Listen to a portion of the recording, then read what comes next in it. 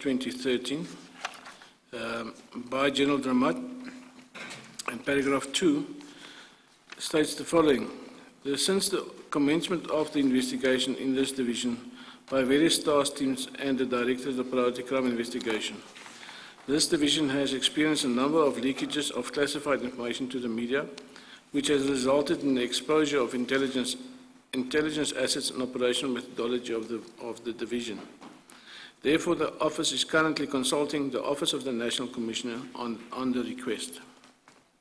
Were you aware of any media leakages of classified information? Chair, there were various documentation that were in the media or within the media at the time. Although my team with whom I worked, we underwent at least 2-3 polygraph tests in respect of these leakages, and we passed all of those polygraph tests. So that is, when I saw this, I actually felt quite, I thought it was quite unfair, because I saw this as a tactic not to declassify the documentation, because the leakages didn't come from us. And what did you then do?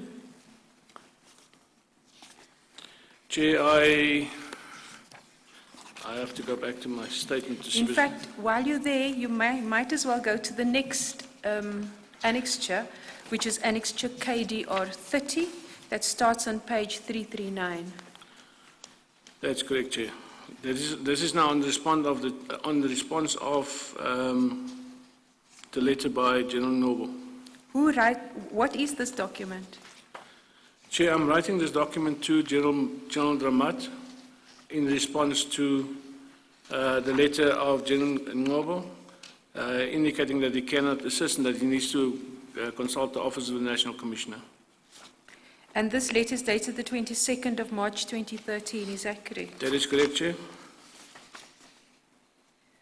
And if we look to, what are the important features that you can highlight from this document? It's quite a lengthy document.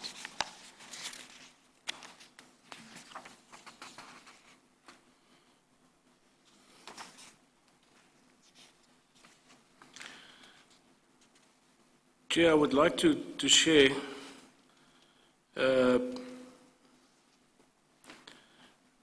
paragraph 3, which states the following. Coupled with this request, a further request was forwarded to the Office of the National Commissioner to declassify certain documentation which is needed in the above-mentioned criminal matters. Having perused the letter from Acting Divisional Commissioner, Crime Intelligence and Protection Services, Major General Noble, I'm not certain exactly what he is alleging in respect of this investigation. And then I go further in paragraph 6, the documents received from Crime Intelligence are stored in a secure environment to which access is limited. The only other persons allowed access to the classified documents were members from the Office of the Auditor General and the Office of the Inspector General of Intelligence. And then I also state the following. It is very important to note that one must keep in mind that when dealing with a criminal matter, certain information will become public knowledge due to the nature of our criminal justice system. Once a matter is before a court, it is in the public domain and the media have access. With this regard, I was referring to specifically the affidavits that I have filed when obtaining search and seizure warrants. Those documents can be uplifted from a magistrate by an individual if so required. It becomes a public document. And what is contained in there is normally a factual background as to why you want access to that specific premises.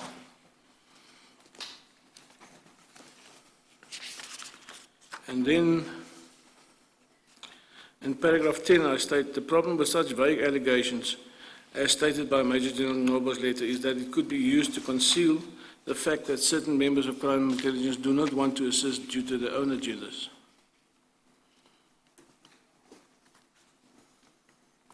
Paragraph 13, I've stated on numerous occasions that we would like to conduct our investigation with the assistance of crime intelligence.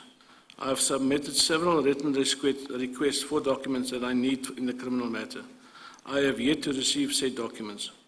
I have not made an issue out of this, but it would seem that the cooperation I seek to establish came to nothing.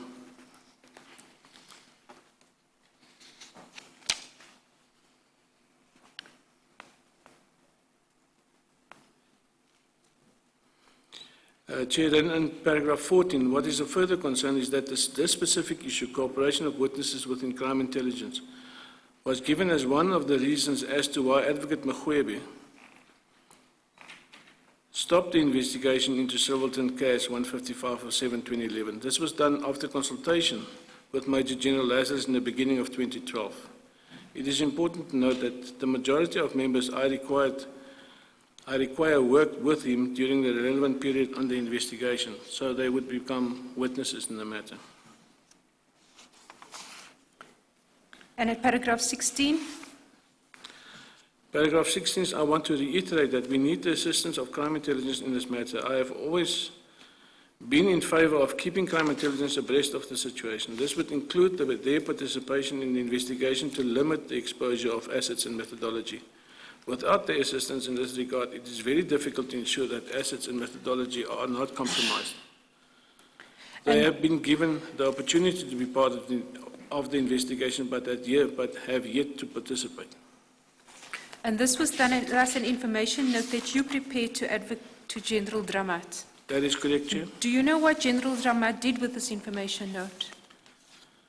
Chair, I'm not sure whether this specific information note was forwarded to the National Commissioner's Office, but I do know that General Dramat on various occasions told me he had meetings with General Peyega, and in respect of those meetings, he said that she refused to assist, and she was not going to assist him. At some stage, it became he was not even considering asking anymore, because he wouldn't. I don't think he would admit it, but I think he was intimidated and victimized by General Peyega at the time. And that is when he told me. Sorry, Judge, may I? Please come through.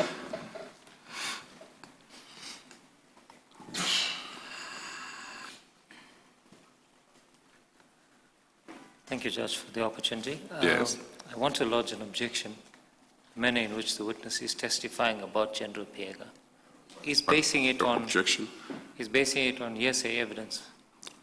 Yeah, what's wrong with hearsay evidence in Well, the commission? to the extent that we do not have any evidence from General Dramat in this respect. A commission is allowed to hear hearsay evidence. That is not to say it's got license to take all kinds of hearsay evidence, but there is a leeway compared to a court of law for it to. That is correct, Judge. I take, agree. Yes. I agree. Now, I had not even heard him what he was saying. Then you objected. I don't know what it is that you had heard, which I had not heard yet. Judge, What did he say that is mention- objectionable? Judge, he's mentioning alleged reports that he claims he has received from General Dramat. We've not seen any of Well, them. I haven't heard what he says. Okay, Judge, I'll reserve it a little bit more as we go in. You may reserve your right, and as I say, I think he was halfway through a sentence, and I can't assess unless I know exactly what he was going to say. Judge, maybe we'll just let him complete it, and then I will. Yes. I'll No. reserve my right to. Okay. Thank you, Judge. All right. Thank you. Yes. You were giving an answer, and I had not heard the full answer. Chair, my answer is the following. I requested in writing as well as verbally General Dramat to assist in facilitating this process of getting documents declassified. He did that by having meetings with General Peyega. He came back to me and he reported back to me. And he said, not that he have to report back to me, but he is a gentleman. he will always tell you what is going on to the best of his ability. He told me that in his meetings with General Piega, it is evident and clear to him that she was not going to assist him in getting the documentation that we require to be declassified. And that is the extent that I can take it as, I can only take it as that far. Did he indicate what basis General Piega provided for being unwilling to provide the declassification? Chair, he didn't share the reasons with me, but he was very despondent, and I could see that he felt... He felt intimidated. Yes, and he would not be, and he thought this is not going to happen. Okay, all right. Did you approach any senior state advocate to also assist in the declassification of documents? Yes, Chair, I also approached, well, I didn't approach her, she was appointed Yes. as part of the prosecution to now deal with the criminal matter. And on the 6th of August 2013, the senior state advocate, Rita Viljoen, who was a prosecutor in the criminal matter, that included all the allegations. I'm sorry, are you back to the statement? Yes, Chair, but with your leave, we could perhaps just go to the actual document what itself. page is that? On page 344.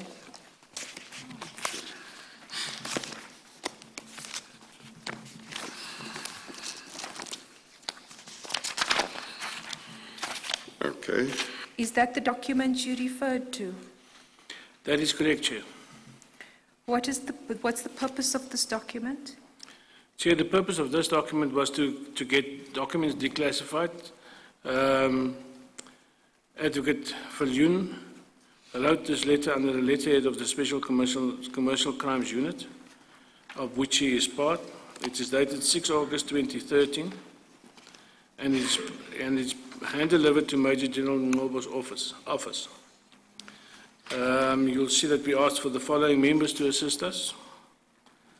And we clarify, or she clarifies, that the members need not stress, as they were regarded not as suspects or possible suspects. They were regarded as witnesses. And then declassification of documents. Then there's a list on the next page. She states the following regarding them.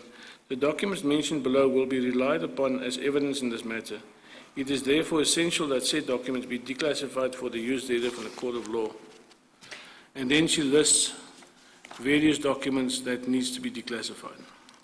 Is it therefore correct that from this document in itself it becomes very apparent as to which members you need to consult and what the list of documents are what the list of documents is that you require? That is correct, Chair. This is not an exhaustive list. There were additions to this, and this was also forwarded at a later stage to various people in authority. Is it correct that following that you wrote another information note dated the 17th of October 2013? That is correct, Chair. Can I ask you to look at Annexure 32, which starts at page 347? That's correct, Chair. Is this the document that you authored? That is correct, Chair. If I can ask you to turn to page 348. Hang on, that document is 347. It's 347, Chair. Some of the pages are not marked here.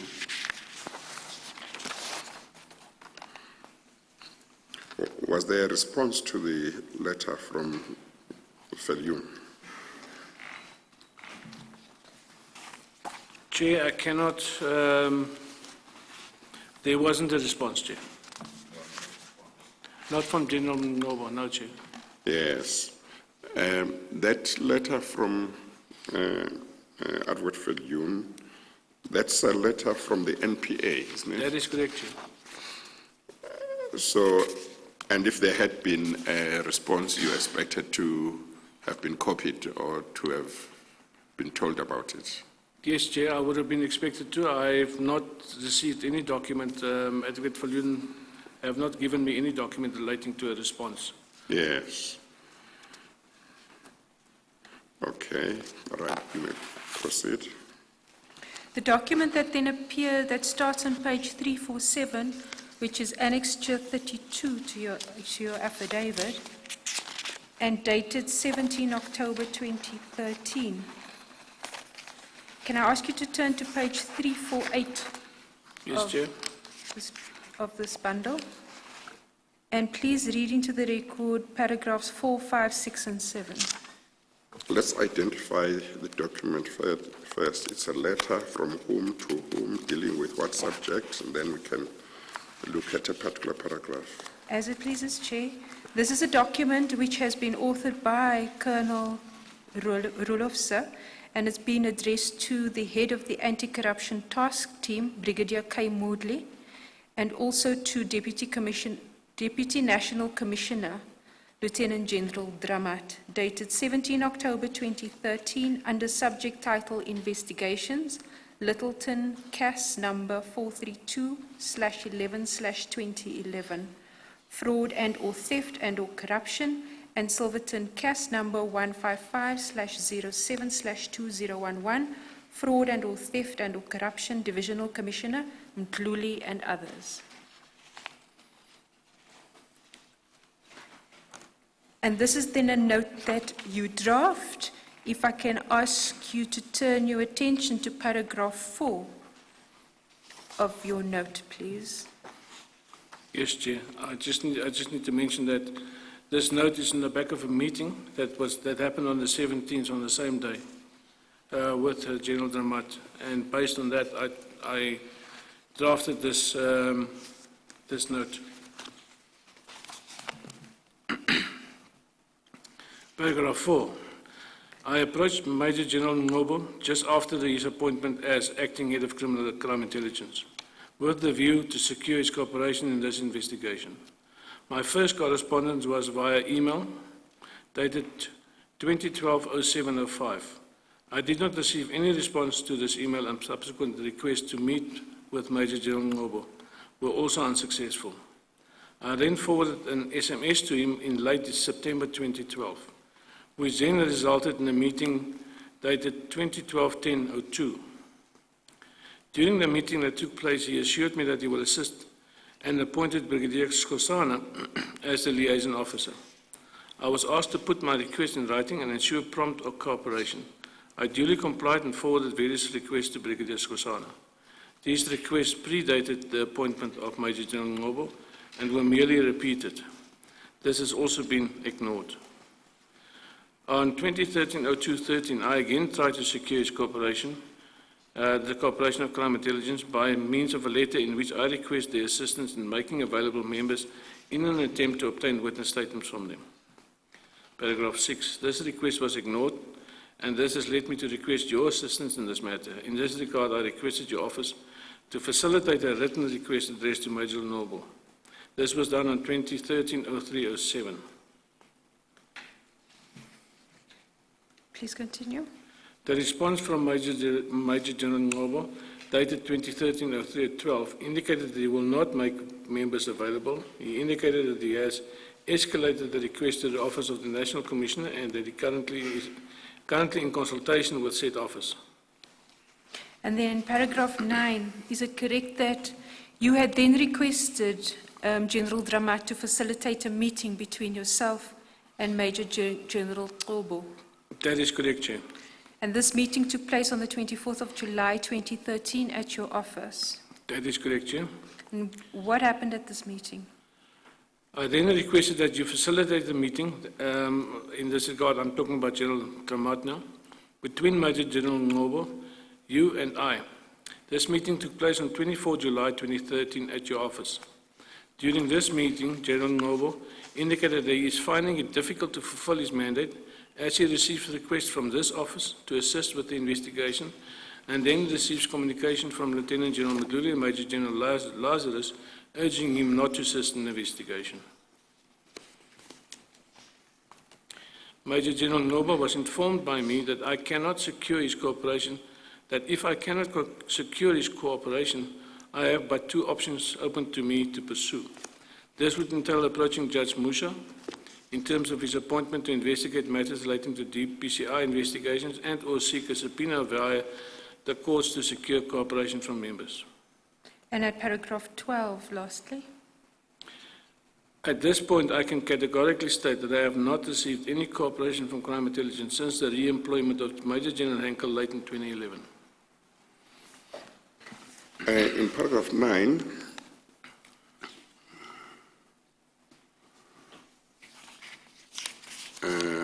you say that Major General Nobo told you and General Dramat in the meeting that he was finding it difficult to fulfill his mandate because of requests that he was receiving from the Hawks to assist with the investigation.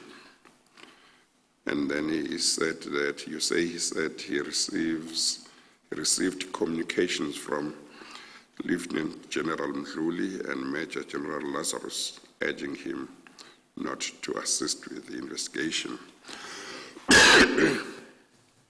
Excuse me. Did Major General Nobo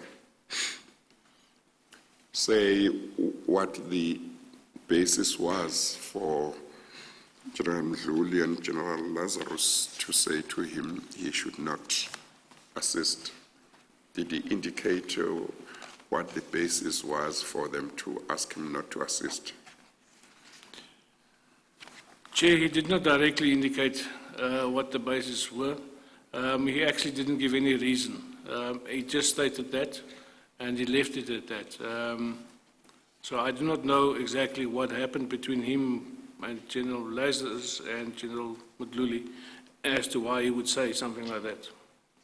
But they had no authority over him, did they? No, Chair, they didn't have any authority over him.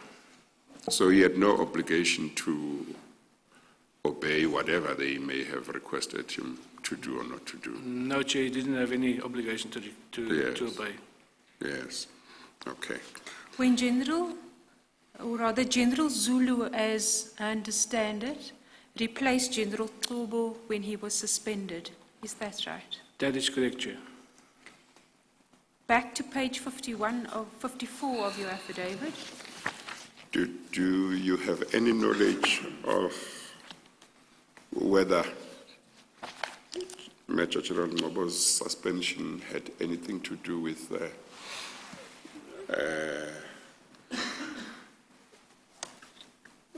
how he was handling the investigations where he was asked to assist? Chair, I do not know. You have no idea? I do not know. Okay. Paragraph 178.7. Following the... Are you back to the statement? Yes, Chair.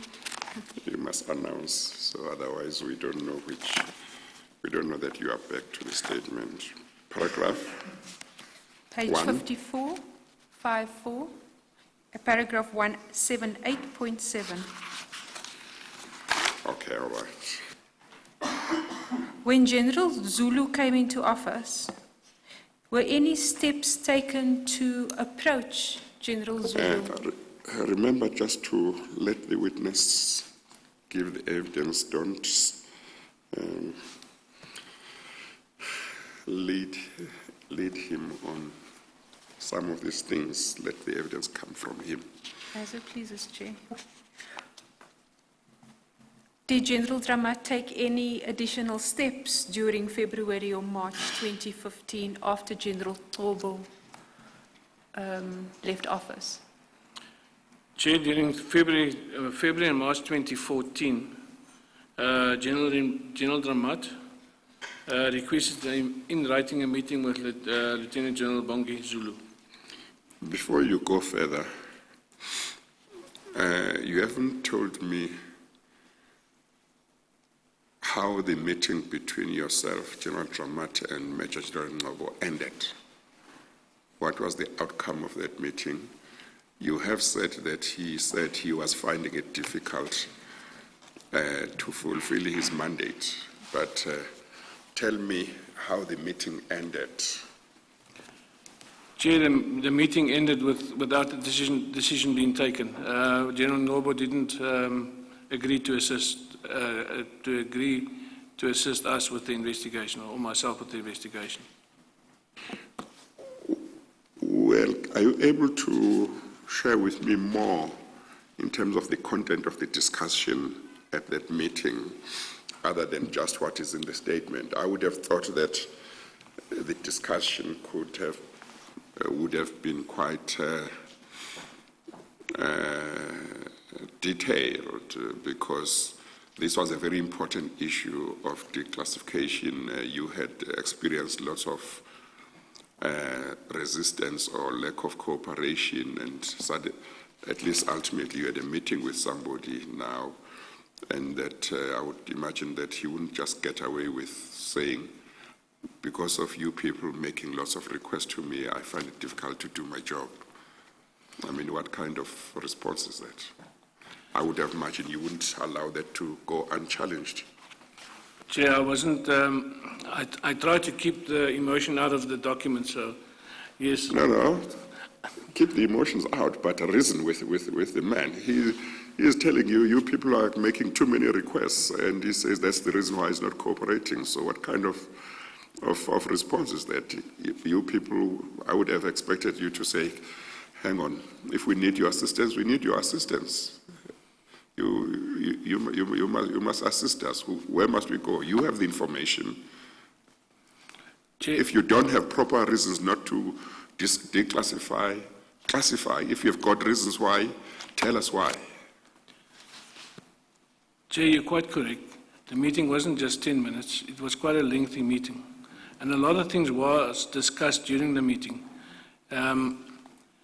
A lot of the things were said to us in confidence by General Nobo, that he felt that he could not assist us. He did not only get pressure from General Woodley and General Lazarus. He also referred to senior management, regarding his own management, that does not want to assist him, or does not want to allow him to assist us. He was during the meeting. He was very apologetic in terms of the position that he is in. But he still said that under the circumstances he would not be able to assist us. So we tried to impress on him the seriousness and why we need it. And I remember specifically the first time I met him, I gave him a full briefing as stated in this affidavit regarding the allegations. And he agreed that it was very serious allegations, and there was an agreement that he would assist initially. But just nothing happened after that. And I think during that meeting, it came to light that he is getting pressure, but not only, he was only willing to name the name of General Woodley and General Lazarus, but he referred to management that is not assisting him. So that in essence, it took a long time to have the discussion, but that in essence is what happened. Did you come out of the meeting with a very clear view that had it not been, that were it not for pressure from other people, he would be giving you the documents? Chair, or were you not sure? Chair, I formed that view when I initially informed him of the allegations. I had the view then. But because of the time lapse and what had happened up to then, and his non-assistance up to that point, I was not convinced that he would be able, even if he wanted to. I don't think he would have helped us in any event. Yes. So therefore, I regarded that meeting as rather futile. Yes. The outcome of the meeting in any event. So your view based on the discussions at the meeting and what had gone on before that, your view was, well, there may be pressure, but even if there was no pressure, he would not give us the documents. Chair, I think without any pressure from anyone, and he was allowed to do his job, we would have been able to accommodate each other. Okay. because as I said, during our meetings, I always maintain the position that I do not want to place any agent, any project in jeopardy. And if we are going to declassify documents, it would be with with agreement between the different parties, the NPA, the investigators, as well as crime intelligence. So that was always my standpoint and how I approached this. That's why I say when I first walked out of the meeting after I briefed him and he understood the seriousness of the allegation, I was under the impression we will be able to get somewhere. But when he didn't correspond back to us, when he didn't come back to us, even with the person that he appointed as a liaison officer, to whom I gave various documents, requesting further documents, and requesting documents to be declassified, and we were not contacted again. So at that point in time, I was quite certain it is not going to happen, he's not going to assist us. Now, from what you have said, it would appear that he may have told you at the meeting, or some of the things that he may have told you in confidence, may, if revealed, show that there were certain people who may have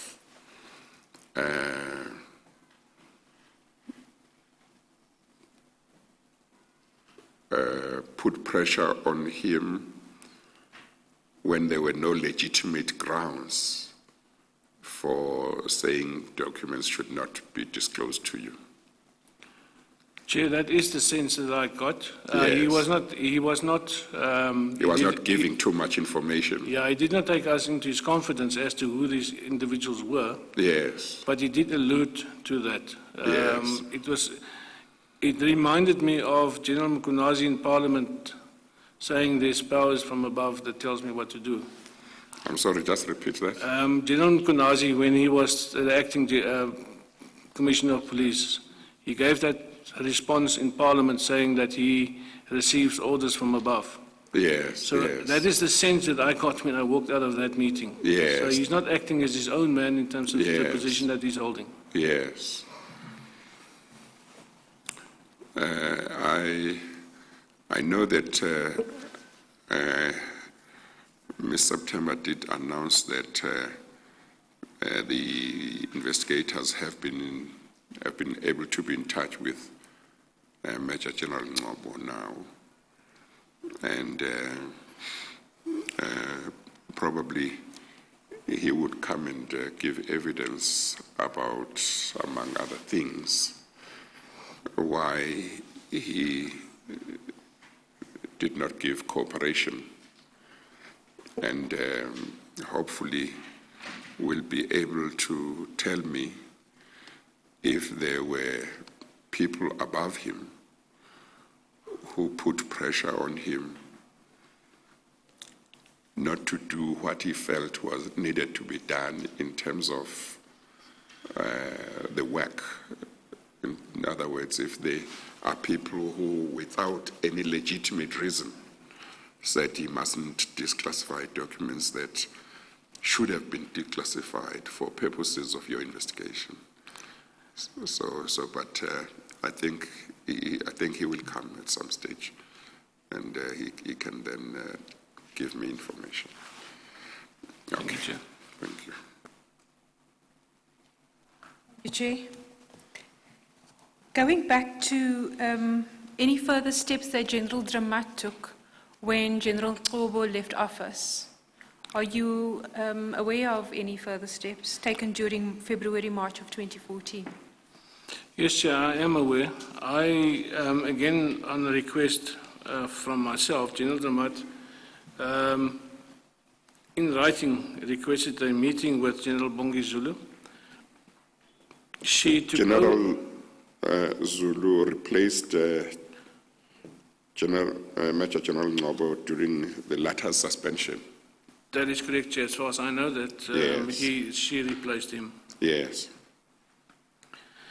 And the letter was in an effort to resolve the declassification of documentation that we had in our possession, as well as the non-cooperation of crime intelligence members.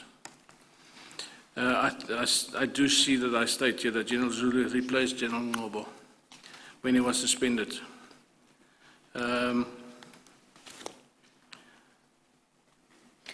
I do not know whether this meeting took place with General Dramat, but on the 9th of March 2014, General Dramat sent the following to General Zulu via 2 separate emails. Can I then take you to those documents that you are about to refer to? The first document is Annexure KDR 33, and it begins at page 351.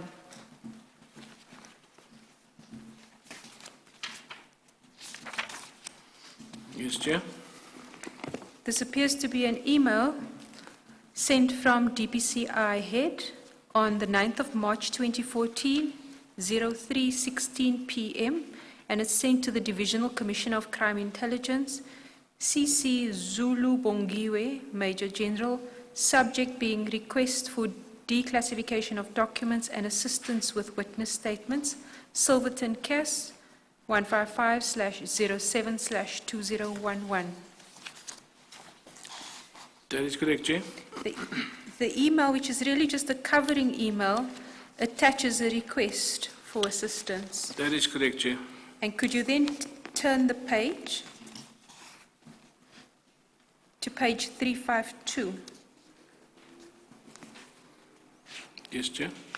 That appears to be the letter that was in fact authored by, or signed rather, by General Dramat. That is correct, Chair.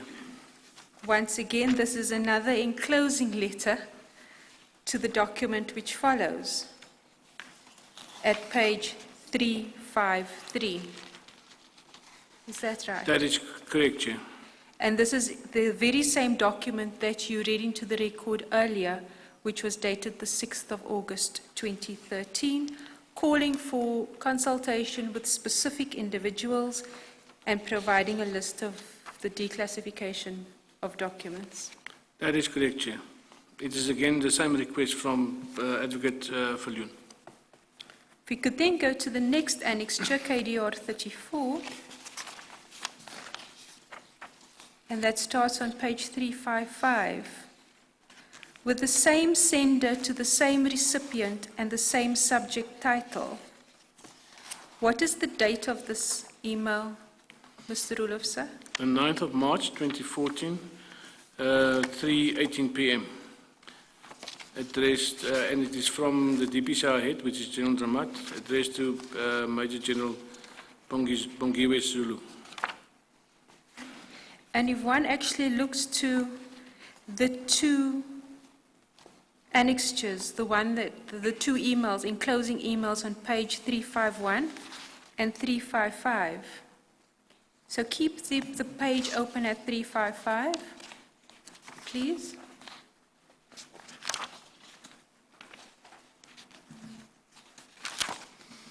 Yes, Chair. And turn back to page 351. Yes, Chair. It appears that the only difference in these two emails is the time, That is correct, Chair, and the attachment.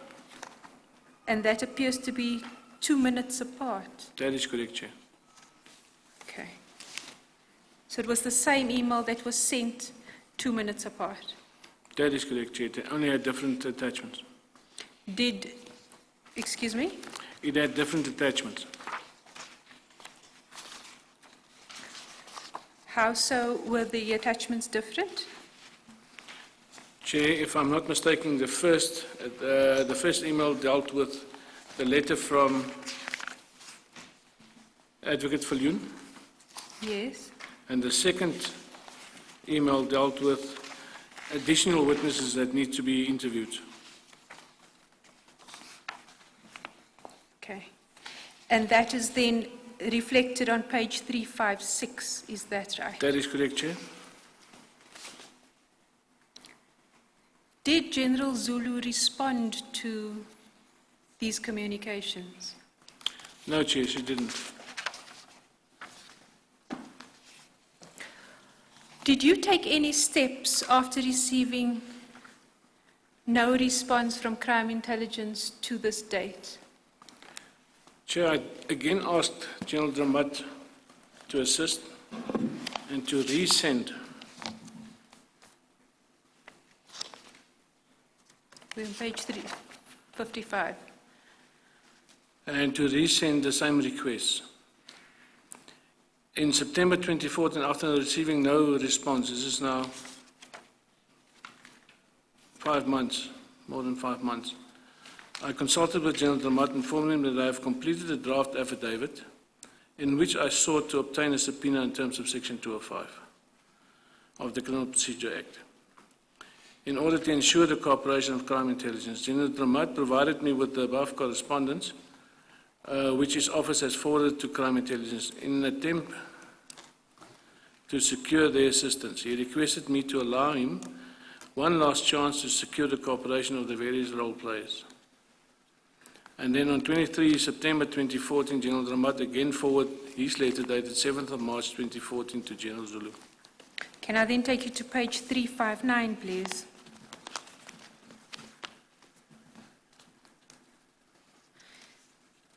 Is this the email that you were referring to? That is correct, Chair. For the record, this email is sent from DPCI head, sent on the 23rd of September 2014 at 04:12 p.m., addressed to Zulu Bongiwe, Major General, and CC Divisional Commissioner Crime Intelligence. The subject is to request for assistance in securing availability of members and the request to declassify of documents and assistance with witness statements. And it appears from at least this covering email that certain attachments were attached, although there does not appear to be more than one page attached to this. Is that right? That is correct, Chair. If I could ask you then to read the second and the third paragraph into the record, please.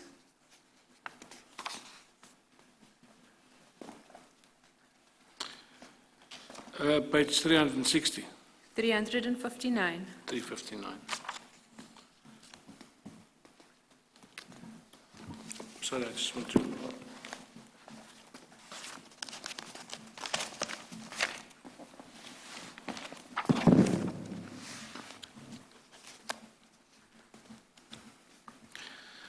The investigation into the allegations regarding the applicable documents has been completed. However, the aspect of obtaining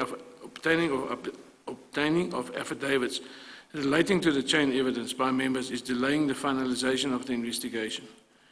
Due to the new evidence and additional charges in the cases, herewith a list of requested documents to be declassified. And when one turns the page, there is an image of a letter.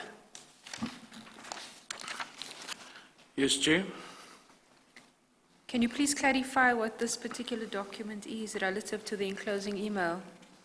Chair, it's exactly the same letter that was sent on the 3rd of March, the 2nd of March 2014, enclosing Advocate Falyun's letter. Thank you. So that then happened on the 23rd of September 2014. That's correct, Chair. What happened subsequent to that?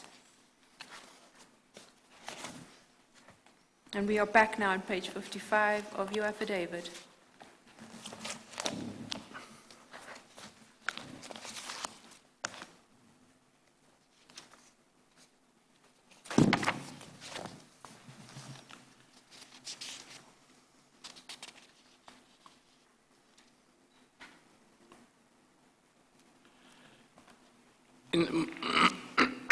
In the middle of October 2014, I contacted Brigadier van Graan. He is attached, or he's requesting his assistance as a legal advisor to both the DPCI and Crime Intelligence. At that point, I still had not received any feedback. I explained to him that the seriousness of the situation, and I provided him a copy of my draft affidavit as mentioned above. He indicated that he would try and facilitate the process as to avoid embarrassment to all parties concerned. On the 30th of October, I was informed through the Office of General Ramat that General Zulu had indicated in writing that DPCI does not need to request permission to conduct a criminal investigation. She did not address the request about the declassification of documentation. See Annexure 36. And to that end, can I take you to page 362, which is Annexure 36?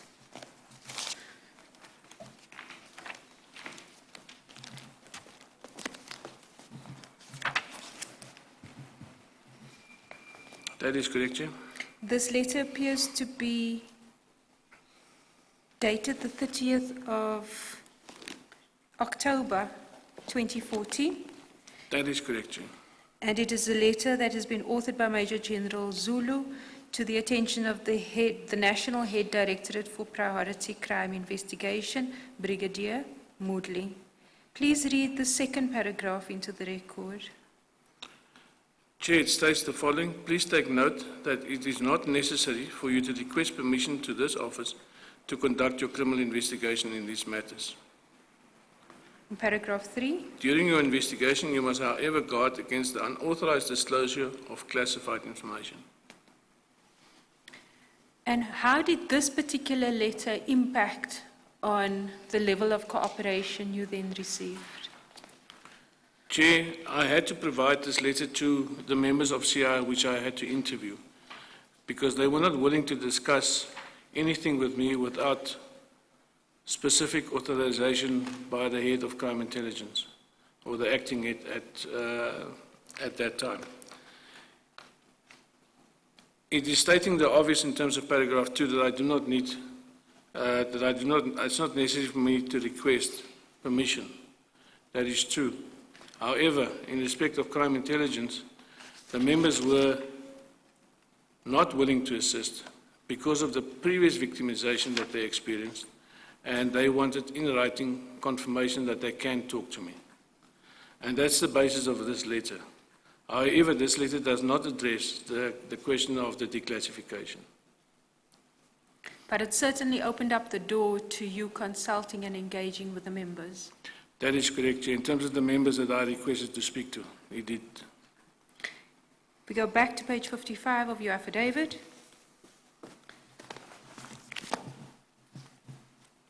At paragraph 185, you talk about further engagements that you have during January of 2015. That is correct, Chair. Please elaborate. Chair, since receiving the letter in October from General Zulu, in January 2015, I again contacted Brigadier van Graan requesting his assistance. He informed me that he no longer acted as a legal advisor to the DPCI at that stage and CI, but was still willing to facilitate the declassification of the documentation that I needed. He then set up a meeting on the 23rd of January 2015 with Brigadier Adolf Ntuli from Crime Intelligence and Brigadier van Graan in Pretoria. At that point in time, the Supreme Court of Appeal judgment delivered on the 17th of April 2014 confirmed the setting aside of Advocate Magwebe's decision not to withdraw the matter and the fraud and corruption charges. I explained to Brigadier Ntuli that I need the documentation to be declassified as the matter has to be re-enrolled. And I gave Brigadier Ntuli a copy of my letter dated 23 January 2015, explaining the reason for the declassification request and for additional documents to be declassified. Can we then turn to Annexure KDR 37, which starts on page 364.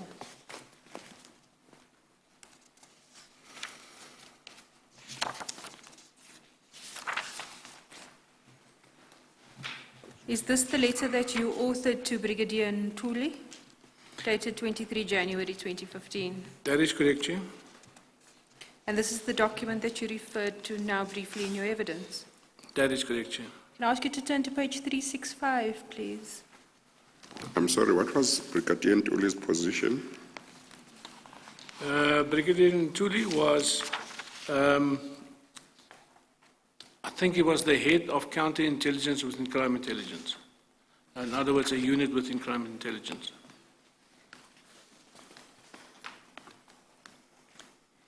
At page 365, at paragraph 6, you outline the assistance that is required. Can you please read paragraph 6 into the record?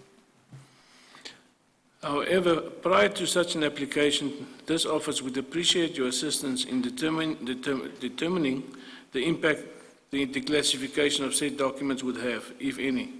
The documentation in question relates to the acquisition of 2 vehicles in 2010 and the subsequent claims that accompanied those vehicles. The second set of documents relates to travel claims submitted through the Secret Service account by certain members from crime intelligence. And then at paragraph 8, you mention the additional type of assistance required. That's true, Chair. Secondly, in terms of access to witnesses within crime intelligence, this office would like to interview the following members, namely Brigadier Steyn, Lieutenant Colonel M. Nel, and L. Prinsloo. And at paragraph 9, you basically put the request into context of the criminal charges that were looming. That is correct, Chair. And at paragraph 11, you once again inform of what access is required. That is correct, Chair.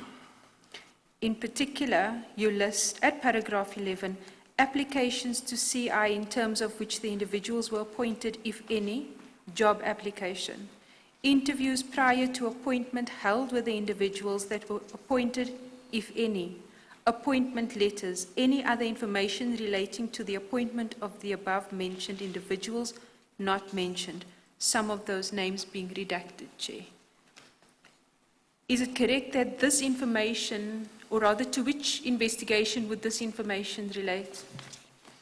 Chair, if I can take you back to to make it easier, if I can refer to diagram 2, I think, it would be the ones that relate to be placed back on the roll. So Can we, maybe to assist you then, can we look at KK 2.3, the diagrams bundle?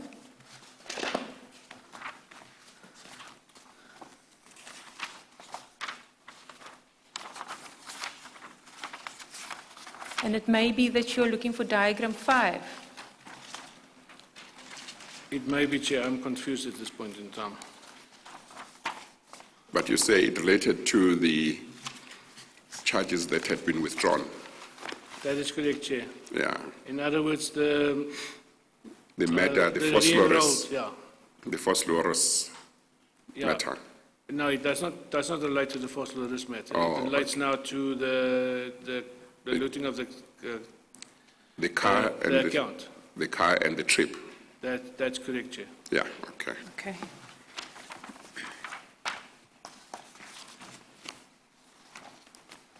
If we go back then to page 56 of your affidavit.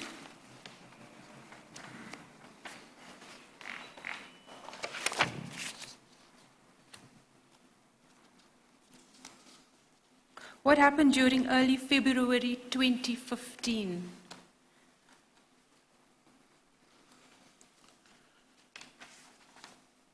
Chair, I was informed, and I cannot remember whether it was through General Ramat or Brigadier van Graan, that my request will not be attended to. Crime Intelligence wanted to know how and why I gained access to the classified documentation. This response from Crime Intelligence was not expected because during September 2011, DPCI and CI agreed on the handing over of documents required for the CI criminal investigation.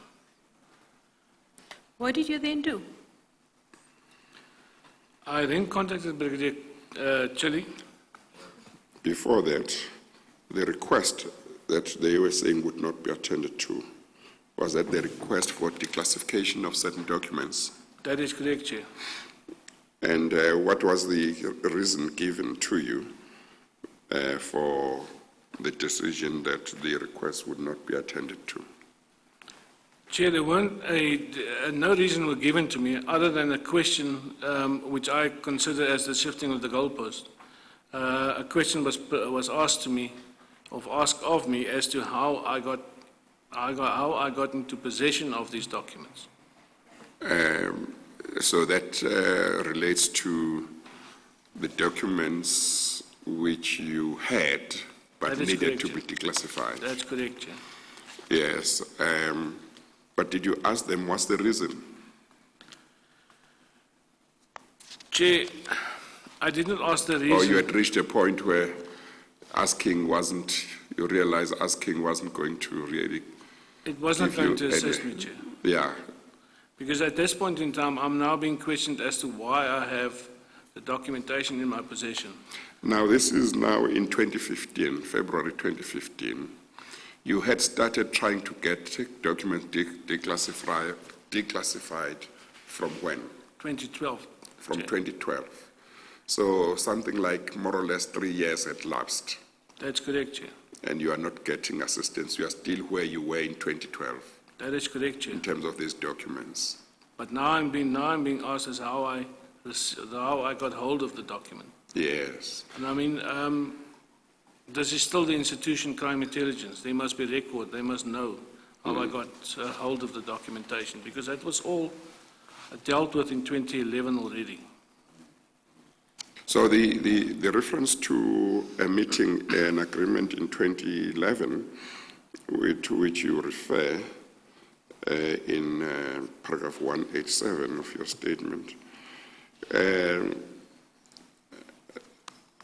did that relate to, did that also relate to classified documents? Yes, Chair. So there had been an agreement before? That's correct, Chair, by the heads of those departments. Yes. And at that time, who was the head of crime intelligence? Was it General Woodley? No, Chair. The acting head was General Machachi At that time? at that time, and his direct superior was General Labia as head of Yes. detectives. And they had agreed? My head was General Dramat. Yes, those had agreed. Those had agreed. They were in charge of those institutions. Yes. So the failure to comply or honor that undertaking happened when there were other people occupying those positions. Yes, Chair. Yes. In regard to the head of crime intelligence, once the head was General Woodley. He was suspended at the time. He was suspended at the Yes, time. he was already suspended at the time. But whoever was put in That's correct, Chair. to replace him temporarily during his suspension also did not agree to have the documents handed over. That is correct, Chair. You'll remember that General Nobo stated that documents were leaked, so he cannot assist us. He was going to approach the office of the National Commissioner to get clarity. He also said that then General Woodley and General Lazarus interfered, and he also said that he cannot assist us because he's not in a position to fulfill his mandate. There are people telling him what to do and what not to do. That is what was raised by General Noble. Now this is a new one. This is now, why do I have the documentation in my possession? Now, the one who was saying this to you, you said was Brigadier Zulu, who was saying your request will not be attended to. Who was that? Who said that? Chair, if I'm not mistaken, I cannot specifically remember, but it would have been either General Dramat or Brigadier van Graan, if I remember correctly. But it would have been a remark made to me. It would not have been in writing or anything like that. Oh, and you were getting a report from somebody else, not that somebody from crime intelligence was saying this to you. That is correct, Chair. Yes, okay. But throughout this time, 3 years, we have been trying to get these documents declassified. Is the position that every one of those people from crime intelligence who could have given the approval, could have approved that you be given the documents, every one of them knew that you wanted the documents as part of your investigation relating to General Woodley? Yes, Chair, all of them knew, and Yes. I specifically briefed General Ngobo, so he knew the extent.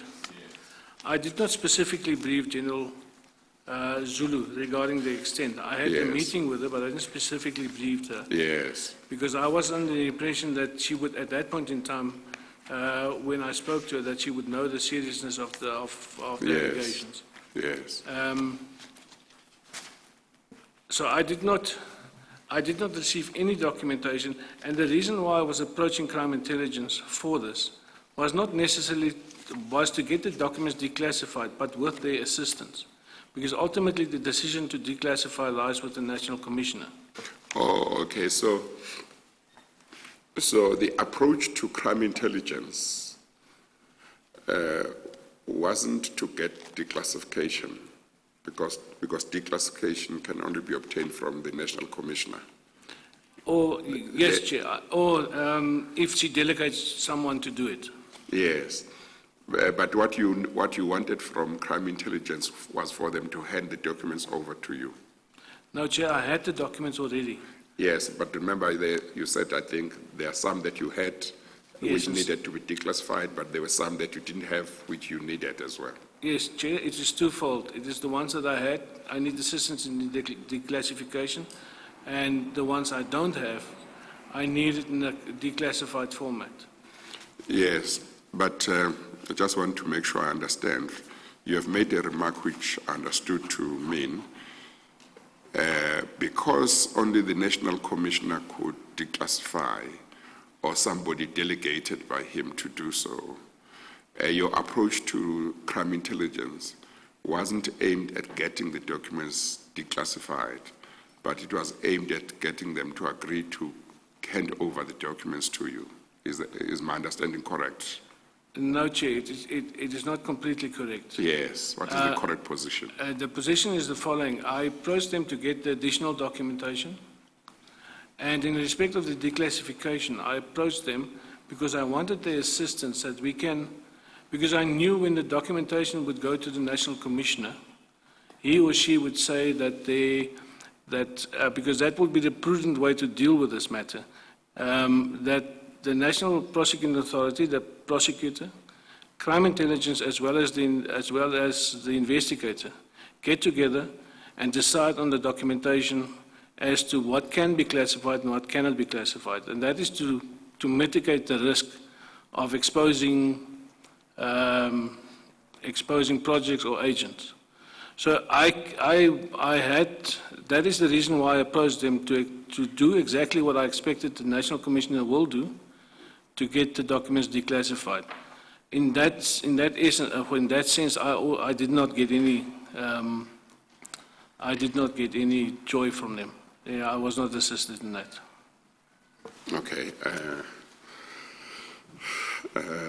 Let me try again. Did you want crime intelligence officials to, in effect, facilitate the declassification of the documents by the National Commissioner? Yes, Chair. You wanted their cooperation to achieve that object? That is correct, Chair. Yes. What were they to do that would give you that cooperation? Chair, they would have, I requested from them that we sit together with the documentation in question to make sure that when we declassify the documents, that specific document would not have an impact on an agent or the project. In other words, it would not negatively affect a project or an agent. Yes. And if there is risk involved, then we can see how we can mitigate that specific risk. For instance, if it is an agent and the document is very important, then it would allow crime intelligence to withdraw the agent from whatever he's doing and allow us then to use the documents after he was withdrawn. That is the kind of thing that I was looking at when speaking to crime intelligence, because they're the only ones that can assist me with that situation. But would they have, from what you are saying, it seems to me that you wanted to see the classified documents before they are declassified, is that right? That's what would happen if you sat down with them. They would need to bring the documents. You would all look at them and try and agree certain things, is that right? Chair, once again, it's twofold.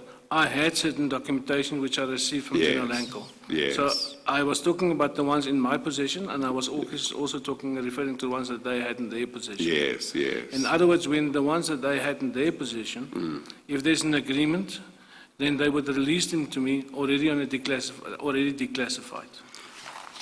Oh, okay. So as far as those documents that they had, which you didn't have, whatever cooperation you needed from them did not entail you seeing the documents before they were declassified. Chair, it would have entailed that. It would have entailed that. Because it might be that the document does not have any relevance. So it would have entailed that, yes. Okay. Now, how does this work in terms of classified documents? Would somebody in your position as part of the Hawks, part of the SAPS, would they be entitled to see those documents before they were declassified? Yes, Chair, if you have the requisite clearance, you are allowed to see them, yes, Chair. Yes, which you did have. Yes, Chair. And they knew that. That is correct, Chair. Yes. Okay. They issued the clearance certificate for me. They issued the clearance. Yes, signed by General Woodley. Yes. So before the National Commissioner would be approached to declassify, you wanted to sit down with crime intelligence, look at the documents and identify the ones that would be relevant or important for investigation, and then jointly see whether there would be any problem if they were declassified. And if there was agreement that they can be declassified, then the National Commissioner would be approached on the understanding that crime intelligence has no problem with declassification of those documents. That is correct, Chair. If I can just mention, that is the approach that General Patlane took when he was requested by the NPA. So that's why I knew that was going to be the approach. That's why I approached crime intelligence for exactly that purpose. Yes. And throughout this period from 2012 to 2015 February, when you were told that your request would not be attended to,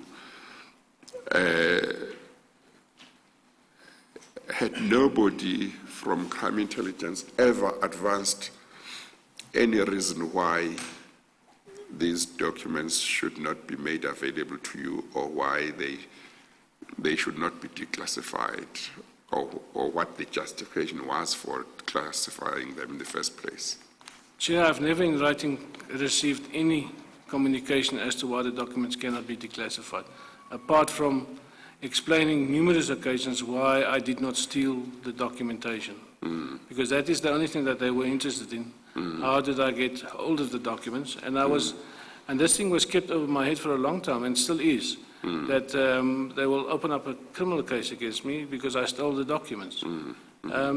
Although I don't give much credence to that, but we've got strange times, so things can happen. But it is something that was canvassed at that stage already. It was canvassed in the Supreme Court of Appeal. Everybody knew the situation. Yes. So it was very strange to me that that would still be an issue at that time.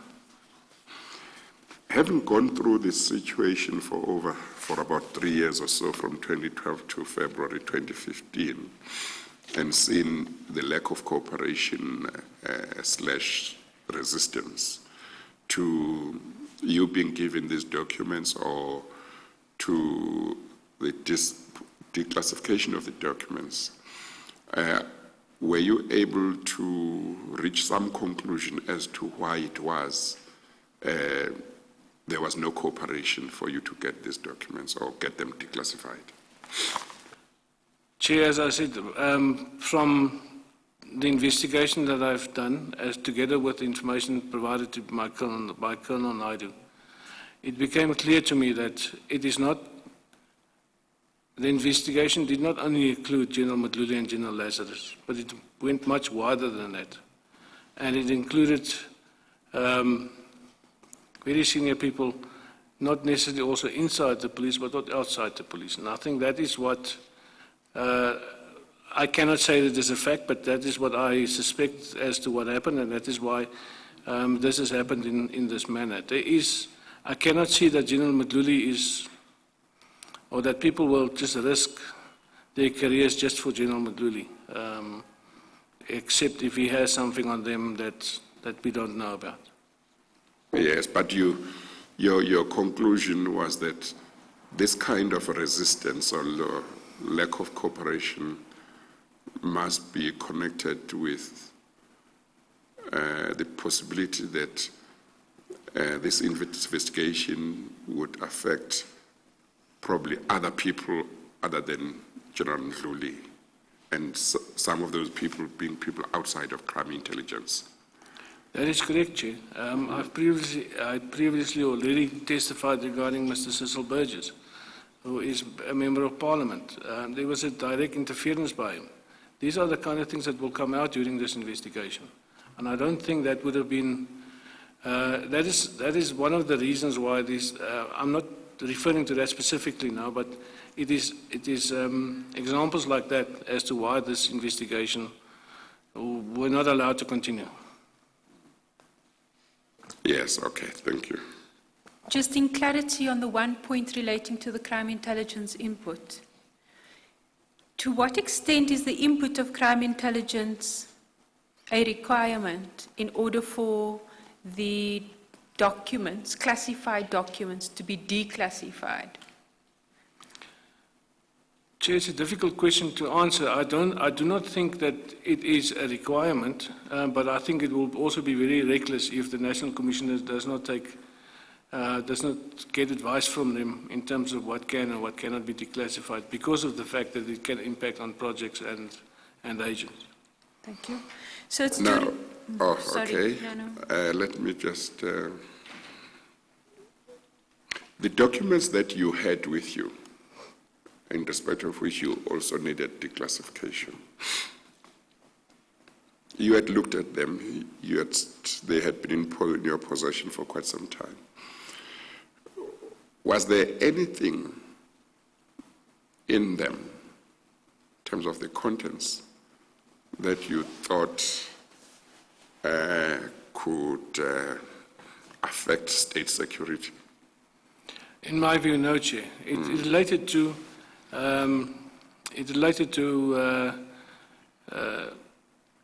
the acquisition of assets. So it is a supply chain management issue. Yes, yes. So it did not relate to a specific project or a specific agent. Yes. The only agents or so-called agents that was affected by this were the family and friends of the three individuals that were appointed. Yes. Which I investigated. So in terms of the rest, it did not deal with them. I kept away from that specifically. Yes. So, did you form any view based on the contents of the documents that you had with you, which still needed declassification? Did you form any view as to whether there would have been any proper grounds for them to have been classified in the first place? Chair, that is where I think the overclassification took place, which is unnecessary. When it relates to payment of an agent or something in terms of a project, then the classification is normally secret or top secret. But these claims did not specifically relate to an individual or a project. It was generic, the applications. The vehicle, if I can remember correctly, the motivation for the vehicle for General Woodley, it just states it is a vehicle that is needed for his office. There's nothing sensitive about it, apart from the fact that you don't want the vehicle registration number, you don't want it to be known. Yes. But General Woodley is a public figure, so he would have been, in respect of that, he would have been his own worst enemy. Yes. Because you would drive with a crime intelligence vehicle who might or might not be registered in his name or in a company's name, which would then lead to, that in itself is already a security risk. So, based on what you know, namely in terms of the contents of the documents that you have that require declassification,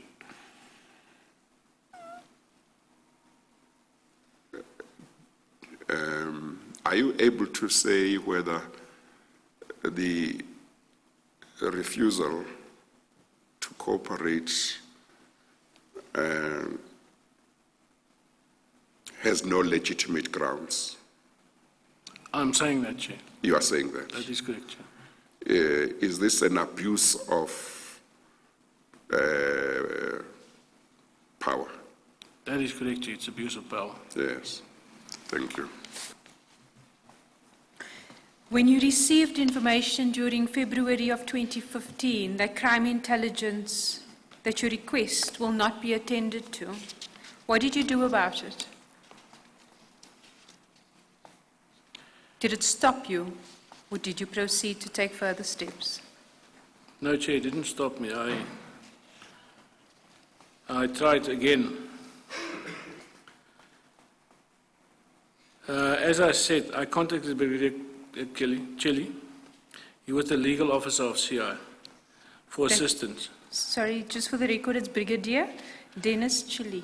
That is correct, Chair. Yes? I think that would be Chili. Chili. I think the correct pronunciation would be Chili. I do Apologies beg for your that. pardon. It looks like a chili to me. You are able to say Ele, isn't it? Yes, I am able to Yeah. say that. If you are able to say Ele, there is a good chance you can say Chili as well. Chili. Chili. If you practice it a few times, you'll get it right. I'll get there. Okay, all right. Yes, continue. Please continue. Chair, he indicated to me that he didn't foresee any problem, but I had to transmit my request via the Office of the Acting National Head of DPCI, who at that time was General Matandazo Burning Nklemeza. So in following up on that, in early February 2015, I'm sorry, now I see there's a reference to General Nklemeza. Had he become head of DPCI in the meantime? yes, Chair, he did. Unfortunately, that specific part of the where we deal with that is a little bit later in the affidavit, but he did become the head in more or less the end of December 2014. Oh, he replaced, okay. General Zamat was suspended and he replaced General Zamat. I can take. Oh, I think that paragraph is just that it comes immediately after a paragraph that refers to February 2015. Or did you say he became head end of 2014? Or maybe Yeah, that at the paragraph end of is, 2014, that's correct, Chair. oh, so that paragraph is just wrongly located. It is correctly located, but in the context of what I'm discussing here. Yes, okay. Yes. Please proceed. So Brigadier Chili said he didn't see any problem in the declassification of the documents. Is that right? That is correct, Chair. I must just follow the procedure through the Office of the National Head of the DPCI. Yes. Did you then do that? I then had an impromptu meeting with General Zulu and General Ntlumeza in Pretoria. I told them about the numerous written requests for declassification. You say the meeting now it was yourself, General Zulu, And who? General Ntlumeza. The three of you. That is correct, Chair. Okay. General Zulu acknowledged the receipt of the request, but indicated that such a request should come from the office of General Ntlumeza. General Ntlumeza informed General Zulu that he would facilitate such a request through his office. General And Zulu, that meeting would have been around February 2015? it is on Oh, the, it is 16 February. it's Okay, on the yeah. 16th of February 2015. Yeah. That's correct, Chair. Yes. Continue. General Zulu informed me that it was only the National Commissioner who could declassify the documents. I informed General Zulu that I know the process that needs to be followed when requesting the declassification, but that I had stated as much in my request, and that I had stated as much in my request to Brigadier Ntuli on the 23rd of January 2015. I also explained to her that I had approached her office not to immediately declassify the documents, but to start a process in which a risk assessment can be done in order to assist her to apply her mind. Meaning her mind, I'm referring now to the National Commissioner. I left the meeting under the impression that the reason for the declassification request had been clarified and the request will be dealt with. Yes. Well, I'm not sure. Why did you think that? Why did you think that the reason for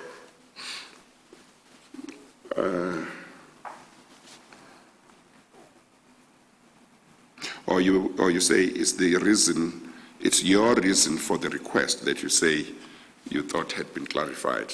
That is in which correct. case you would have been the person who provided request. clarification. Yes, yes, Oh, Chair. okay, all right.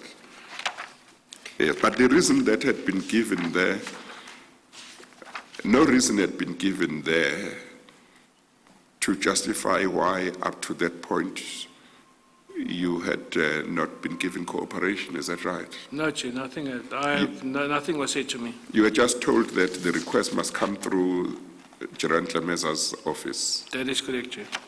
and you had never been told that before all those 2.5 or more years. No, Chair, all the other requests came through the various offices, Yes, and there was no objection to. and there was no objection to it. In this specific instance, when I spoke to Brigadier Ntuli, it was arranged by Brigadier van Graan. I was under the impression it had, he also spoke to General Zulu prior to me meeting him. I do not know if he had prior meetings with General Zulu before I spoke to him. He must have given that request to General Zulu because he was aware of the request. And she then said that I must refer the request to her via General Ntlemeza's office. But General Ntlemeza was taking the place of General Dramat. Previous requests that had come through to General Zulu had come through from General Dramat's office. That is correct, Chair. And she had not cooperated. That is correct, Chair. So the fact that this request had not come through the office of the head of DPCI could not have been the reason why there had been no cooperation. That is correct, Chair. Yes. But I had to jump through hoops, so I thought I would Yeah. jump through this hoop as well.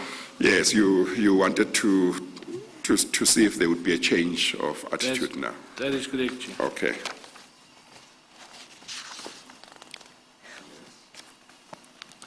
What then transpired?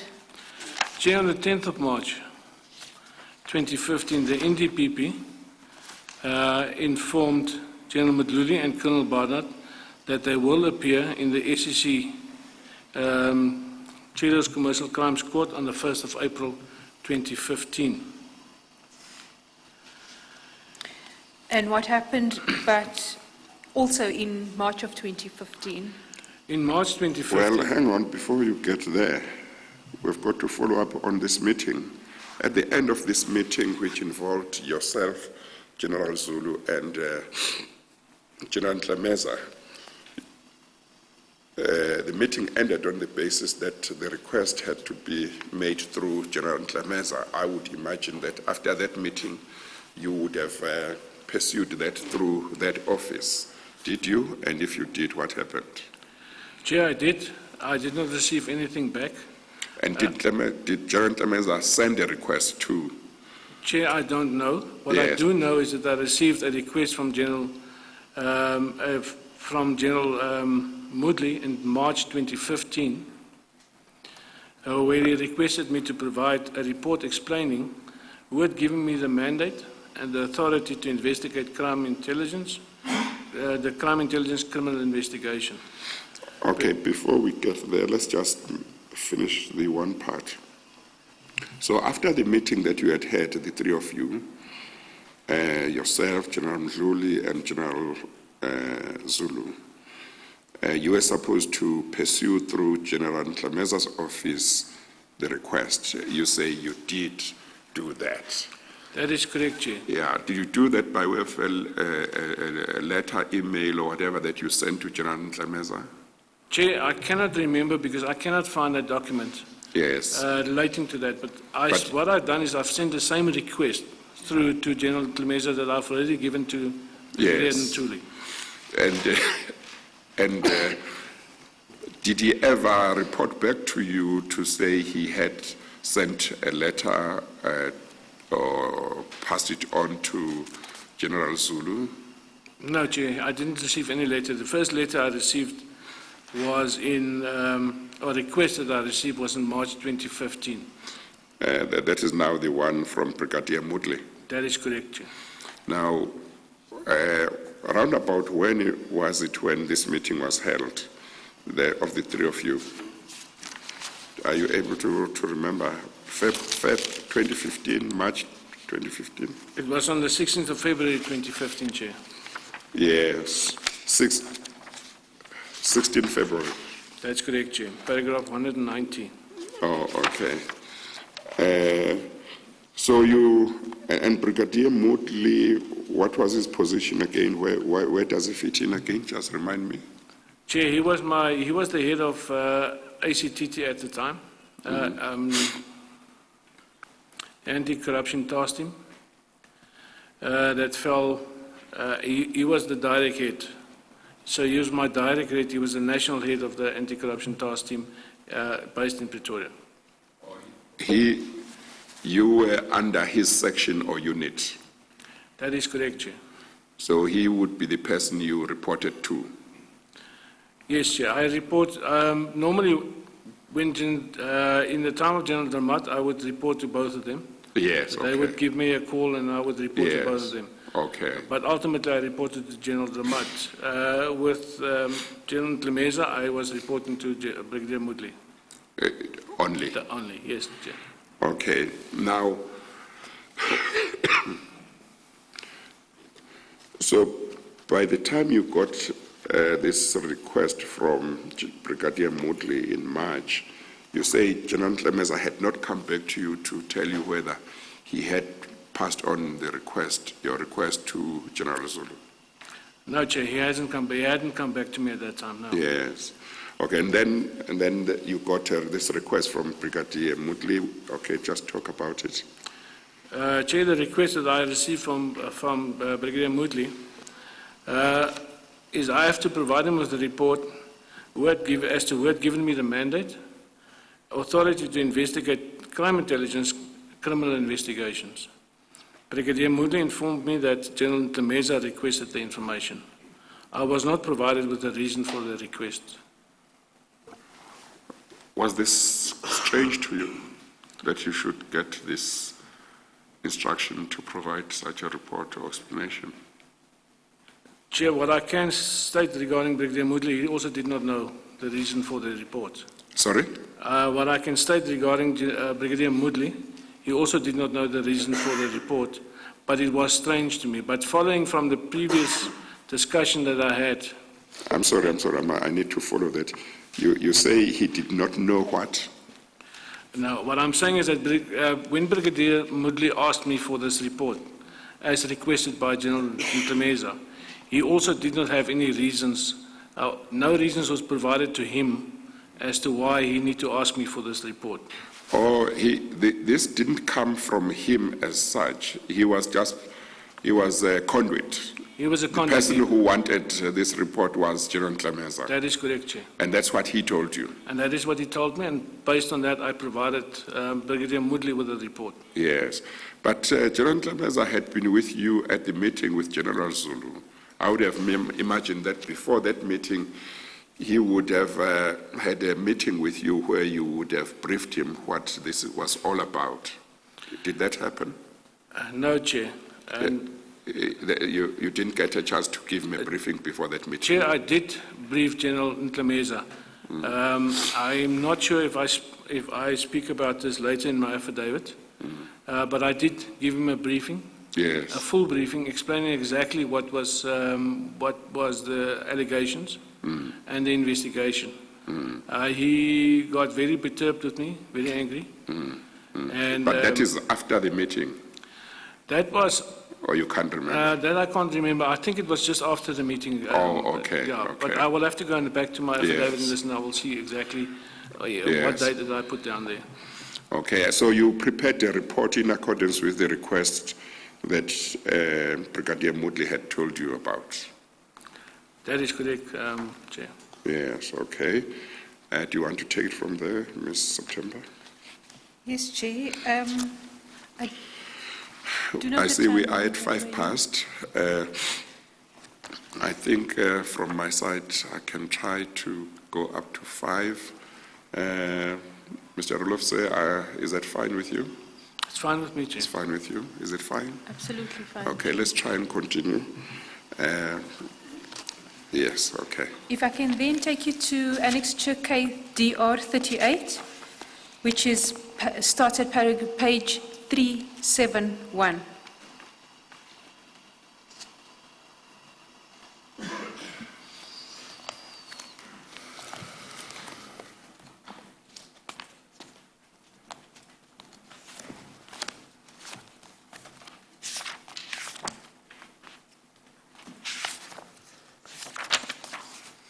Yes, Chair.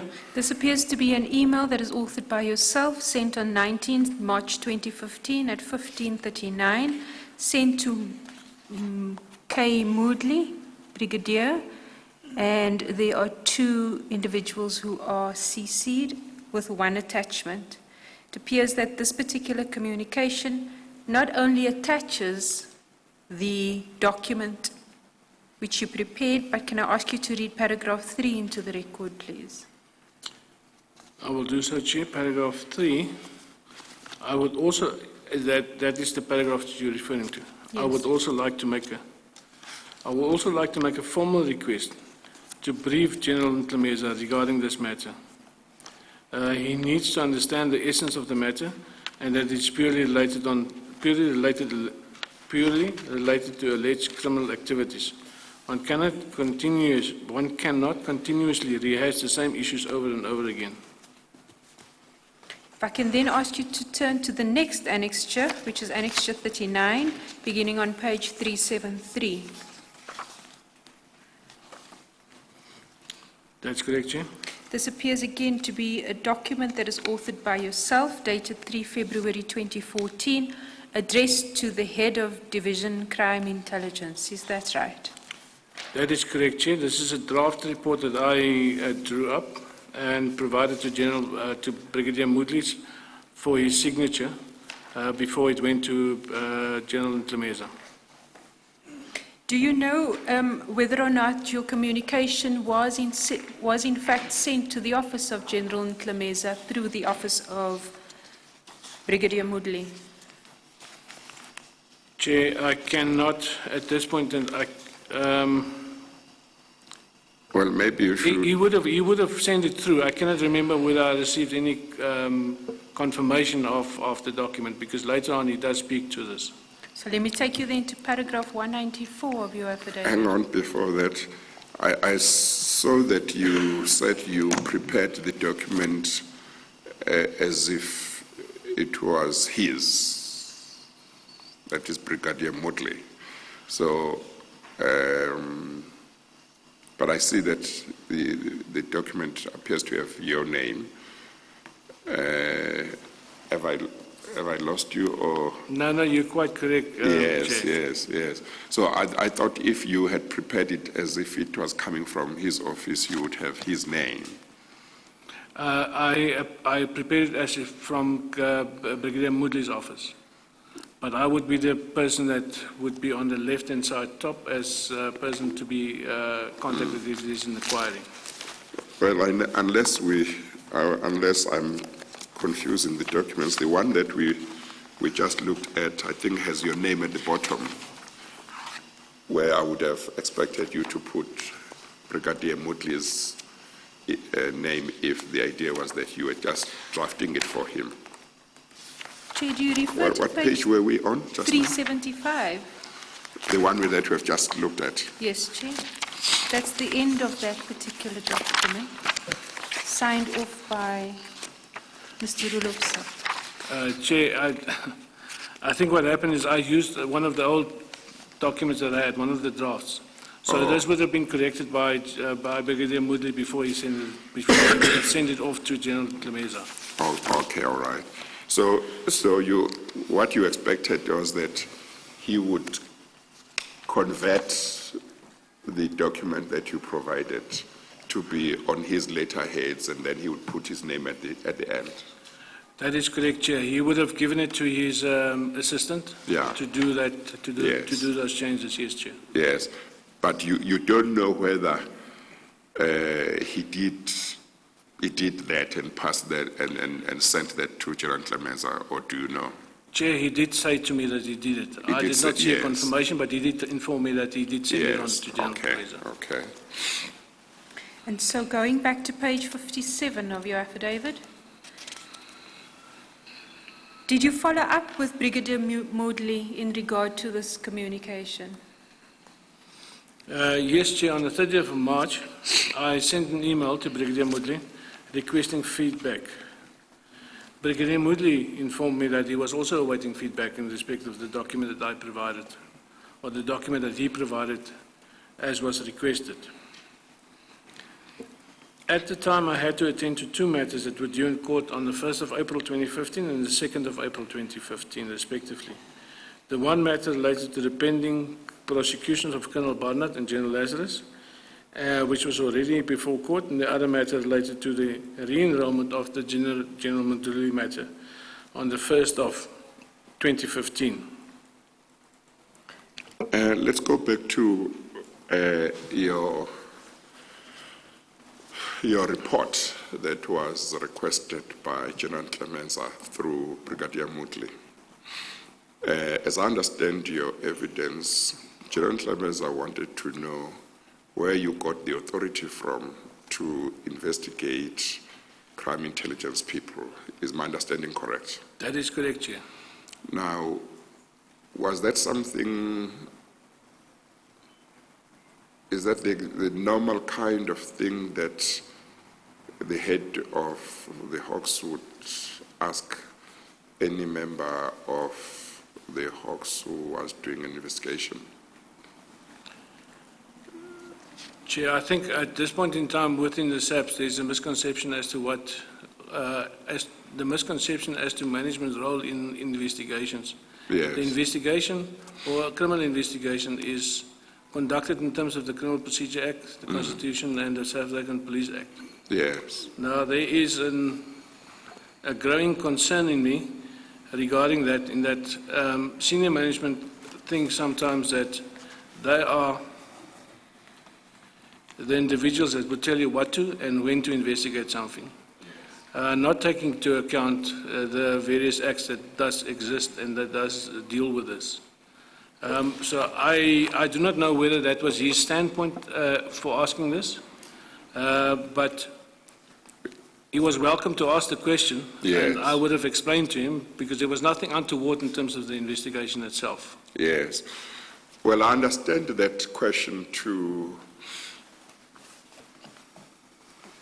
have been based on an understanding that you might not have had authority to investigate, and that you might have needed somebody to authorize you to investigate. Is that how you understood it as well, that question? That is so, Chair. That is how I understood it.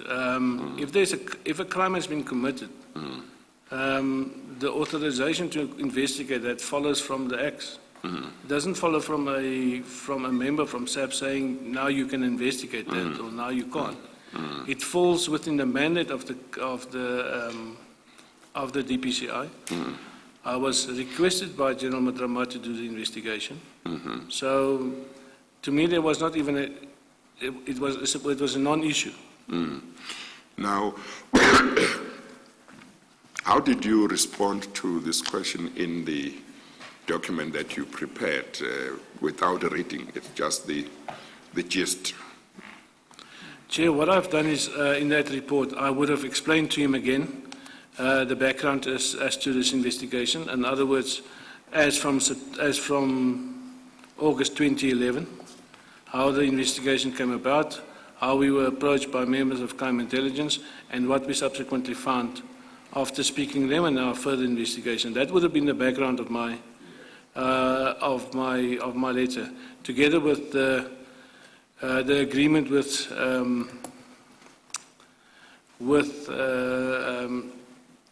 SAP's, the two different departments, crime intelligence and the Hawks, as happened in, I think it was September 2011. That would have been the basis for, or the background as to my report to him, because that would have covered the mandate as well as why are we investigating this specific matter. Yes. Okay, thank you. And then, Mr. Roelof, so with these pending prosecutions against both Colonel Barnard and General Lazarus, and also with the re-enrollment of the matter against General Woodley, is it to be understood that an urgency was created due to these looming prosecutions? Yes, Chair. This matter we were instructed to re-enroll the matter, and that is based on the on the Supreme Court of Appeal decision. So it becomes very important that we adhere to what the Supreme Court has decided. Yes. And so it became very critical that the documentation at this point in time had to be declassified, because we have to continue with the prosecution. Yes. So because of that, I then asked Brigadier Woodley to resubmit my 23 January 2015 letter, which was given to Brigadier Ntuli, to General Ntlemeza, to ensure that his office would forward the request for assistance to crime intelligence. Brigadier Woodley told me that he did send it through to the office of General Ntlemeza. I do not know whether General Ntlemeza forwarded that request to crime intelligence. I have not received any information that it was or was not forwarded. On the 28th of April, I requested a meeting with the National Prosecuting Authority, General Ntlemeza, and myself to discuss the re-enrollment of the Woodley matter, Woodley-Barnard criminal matter. By this time, had it already been re-enrolled or not yet? It had been re-enrolled, Chair, and it was already on the roll for a month at that point in time. Yes. I also did not receive any feedback. The proposed meeting never took place. What then happened during May 2015? In May 2015, Brigadier van Grant contacted me and informed me that his legal office had received correspondence from General Zulu regarding my request to declassify the documents, which he then forwarded to me on the 14th of May 2015. A copy of the correspondence is attached as per Annex KD 40. It appears from that correspondence that, in terms of paragraph 197.1, that General Flip Jacobs, PC Jacobs, head operational legal support at the Division Legal Services and Policy Services, were informed that officials investigating the matter decided to approach his office and ignore the request from CI. General Zulu informed General Ntlemeza that if I wanted to request documentation from crime intelligence, I need to do so through his office, and that I need to explain how I came into possession of the documents to be classified. So this issue comes back, that you must explain how you got these the documents you had. That is correct, Chair. Okay. And then on the 15th of May 2015, what transpired? Chair, Advocate I'm Rousseau. sorry, let's make sure, Ms. September, we tie these things together. On the 28th of April, the witness requested a meeting. What happened to that request? I received no feedback in terms of my request, Chair, and the meeting never took place. Okay, and you had directed the request to the NPA, General Ntlemeza, and to General Ntlemeza? That is correct, Chair. Yes, none of them responded. As far as I can remember, Advocate Rousseau did respond, but I can't specifically remember, Chair. Okay. But I think the importance of it is that the proposed meeting never took place. Yes, okay. Did the office of the NDPP at the time get involved in the request for declassification of documents? Yes, Chair. On the 15th of May, Advocate Rousseau, he was one of the prosecutors that was now appointed to assist in the investigation, or to prosecute the matter. He informed me that the NDPP, Mr. Nkolisi, Chair, it is now my pronunciation, Mr. Nksana, had written a letter to the National Commissioner of the SAPS at the time, General Ria Piecha. Mr. Nksana requested General Piecha's assistance to declassify the documents that had to be provided to the accused defence counsel by no later than 20 May 2015. The next court appearance date, see Annex KDR 41. Can I then take you to that Annexure 41, which starts at page 390?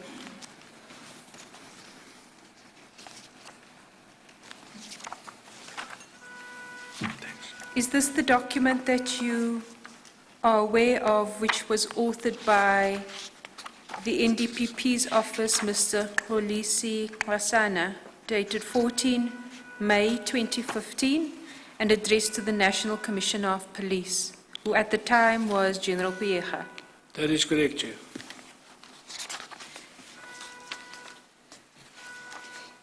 And whilst this document really gives an extensive account, can you identify the important features of this document, please, as you understand it to be? Chair, it sets out again the background.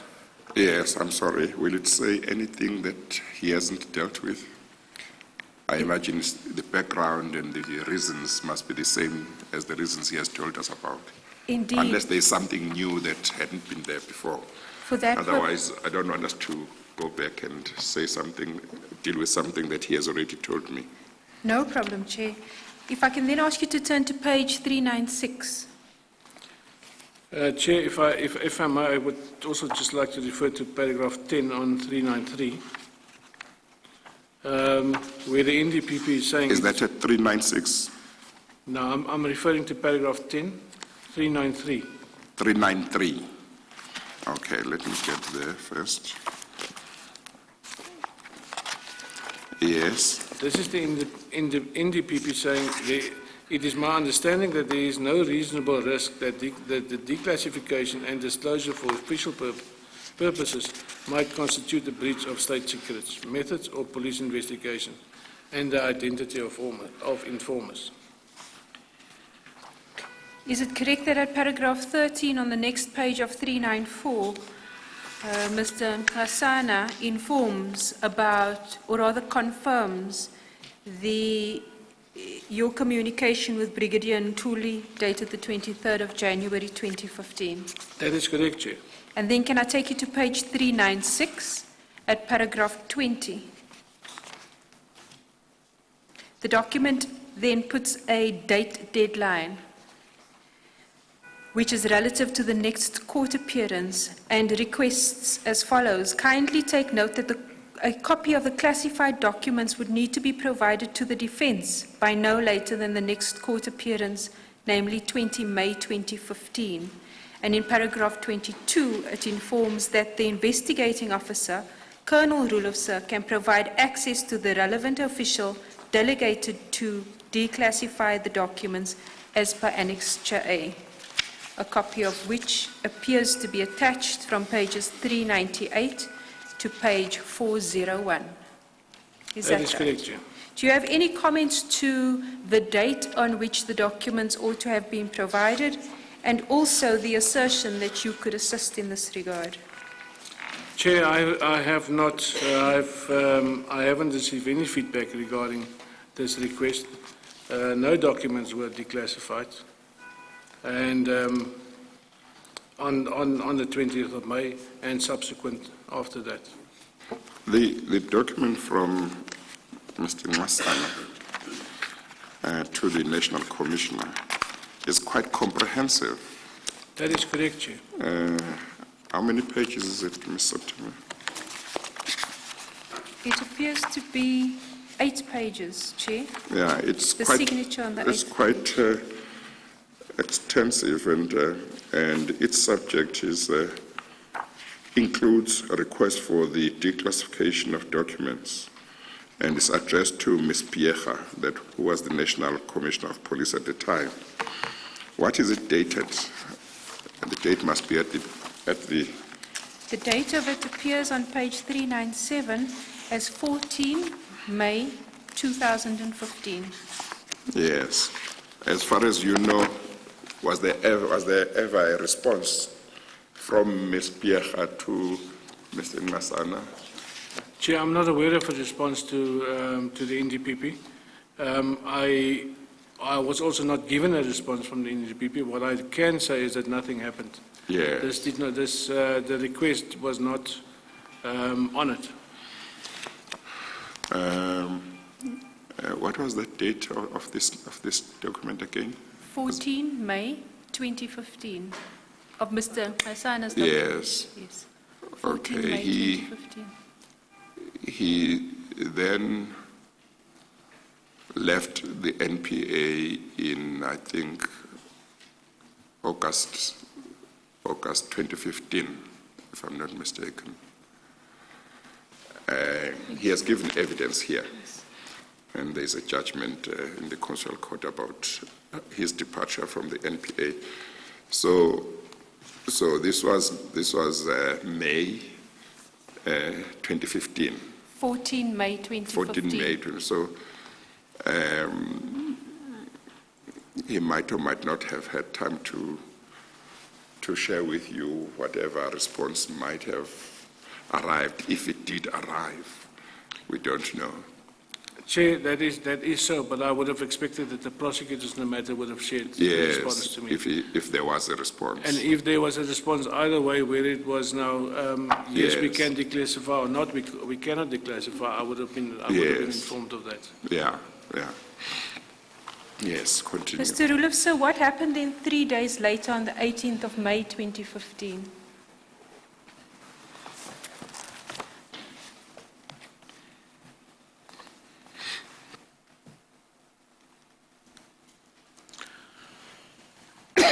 Sorry. What is the date you are talking about now? 18 May 2015, which is actually 4 days after the date of Mr. Rasana's letter. We're on page 58 of the affidavit, paragraph 199.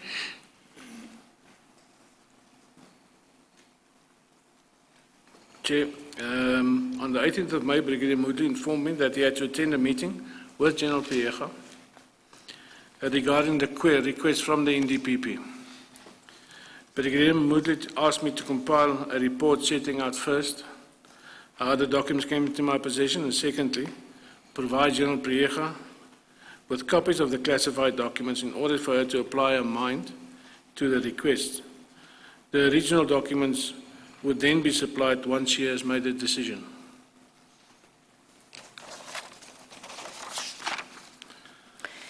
On the 8th of June, I provided Brigadier Woodley with my report and copies of the classified documents as requested. My report was presented to General Priega on the cover of enclosing letters. I attached these documents as Annex to KDR 42. And KDR 42, we can find starting at page 403.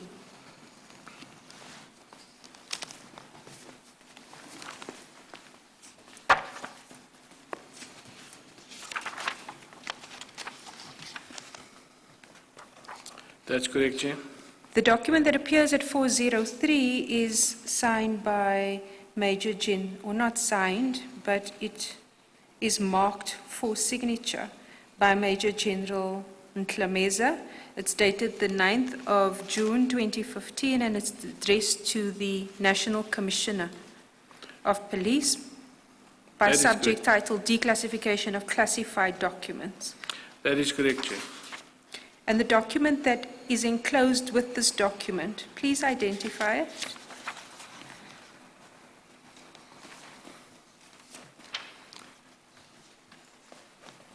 Chair, it is on page 404. It's a cover letter from Brigadier Woodley, which indicate please see attached report from Colonel Rolofsen. And then again, there is my document classified, declassification of classified documents, Silverton CAS 155 of 7/2011, fraud, theft and or corruption, and Littleton CAS 432 of 11/2001, fraud, theft and or corruption. The document is dated the 8th of June 2015. And once again,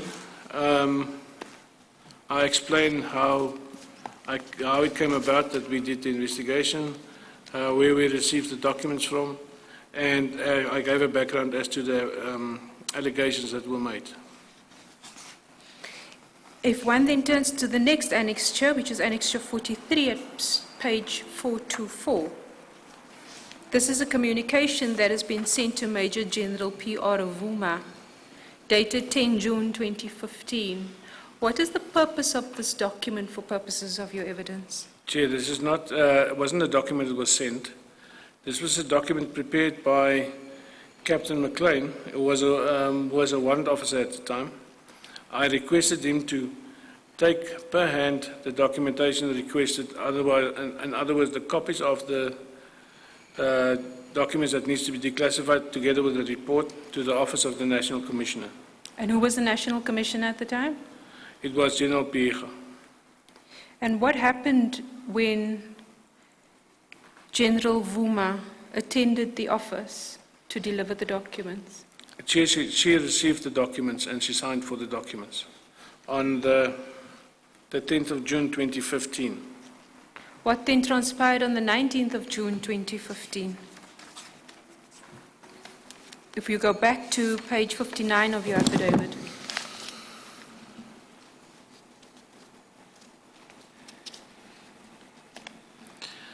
On the 19th of June 2015, I had to arrange for the collection of the documents from the Office of the National Commissioner because there was an issue with the authority of the person who delivered the documents which General Vuma received.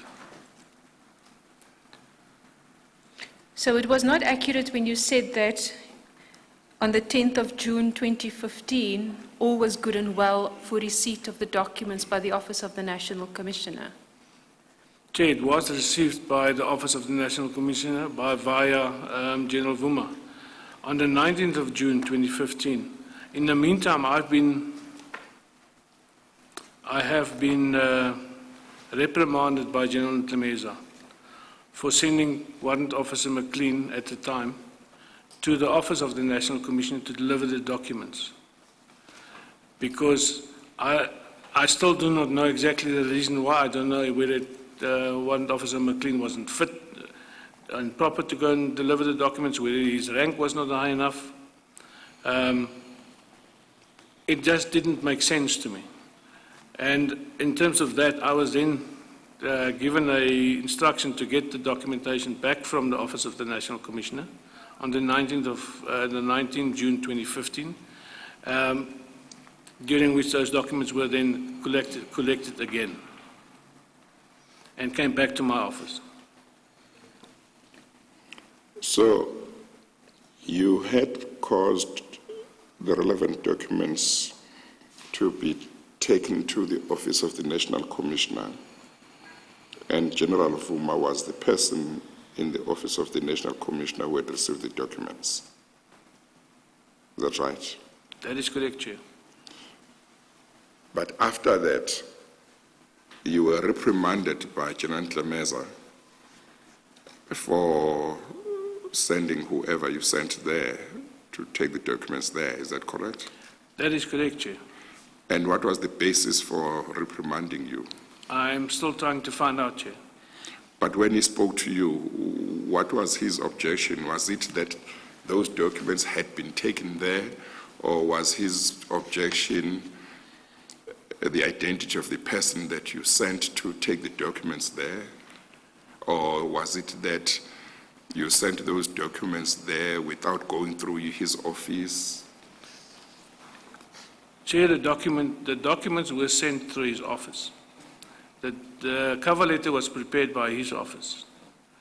We merely facilitated taking the documents to the National Commissioner's office. The letter that was drawn up as an acknowledgement of receipt for the documentation that we are providing to the Office of the National Commissioner. Warrant Officer McLean drew up that letter. It's not a formal letter, it could have been a piece of paper, so that we can have record that the documentation were actually delivered and received. Now, I still cannot understand whether that was his objection, that letter of receipt didn't go through his office, or whether it was the fact that Captain McLean or Warrant Officer McLean took the documents to the Office of the National Commissioner. It just didn't make sense to me. The reasoning didn't make sense. It is something that should not have happened. The documents were delivered properly through his office. Well, I was about to say you may have skipped something that you had mentioned in passing earlier. In answer to a question I put to you, you said that you did get a chance to explain to General Tlemeza after the meeting that you had with him and General Zulu. You did get a chance to explain to him what the investigation was about and the declassification.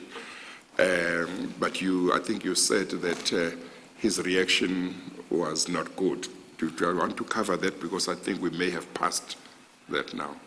Okay, Chair, what happened there is the fact that when I sat there and Brigadier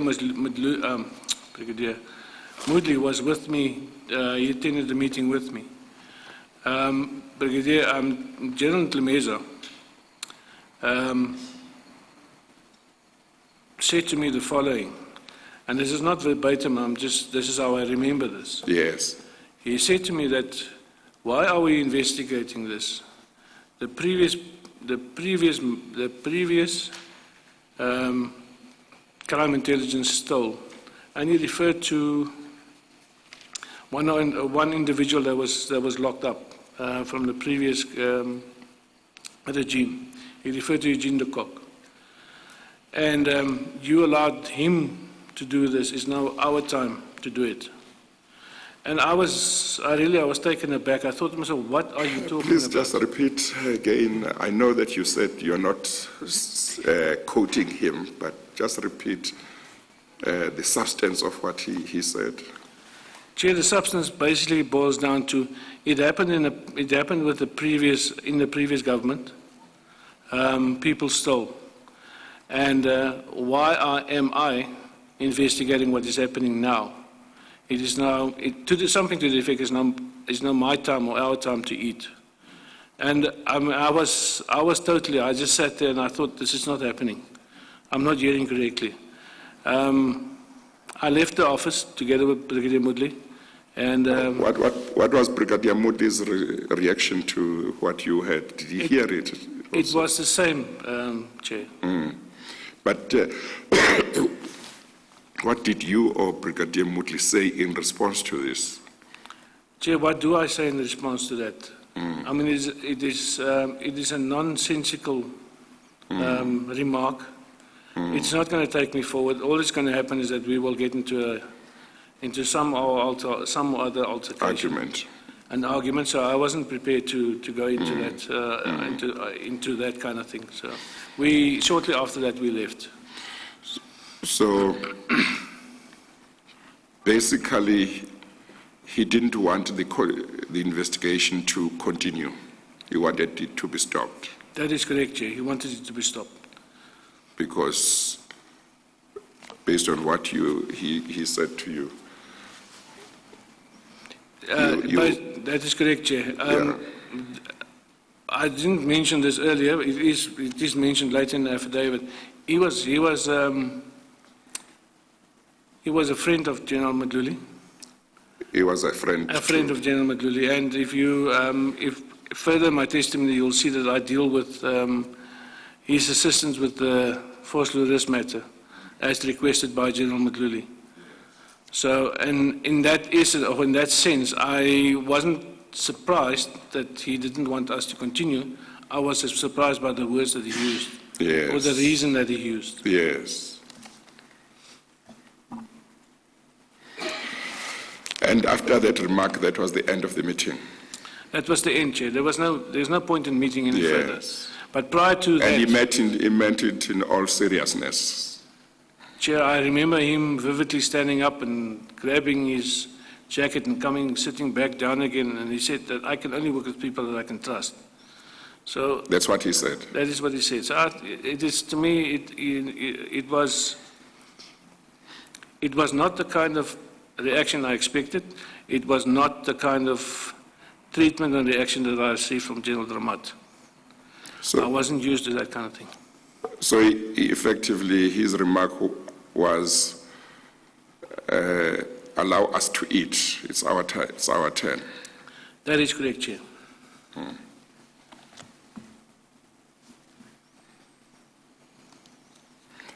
As you left the office and left that meeting, did you reflect on whether this investigation that you had been working on for so long had any chance of continuing? Or did you think that you would continue with the investigation as far as you could, as long as it didn't stand in your way? Or what was the effect as you reflected on this remark and the fact that you had an investigation that you wanted to pursue? Chair, it was a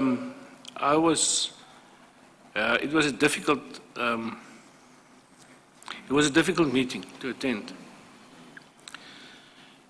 Okay. Yes, continue.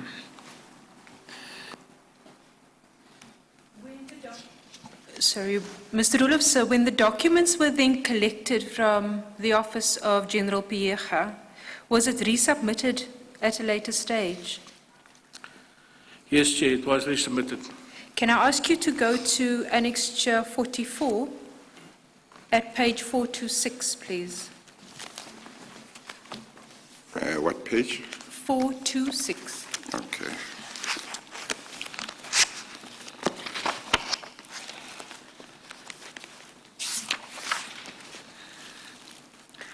This document appears to be a document dated the 1st of July 2015, signed by Major General Ntlameza and addressed to the National Commissioner under a heading of Declassification of Classified Documents, Silverton CAS 155/07/2011, with further detail that follows.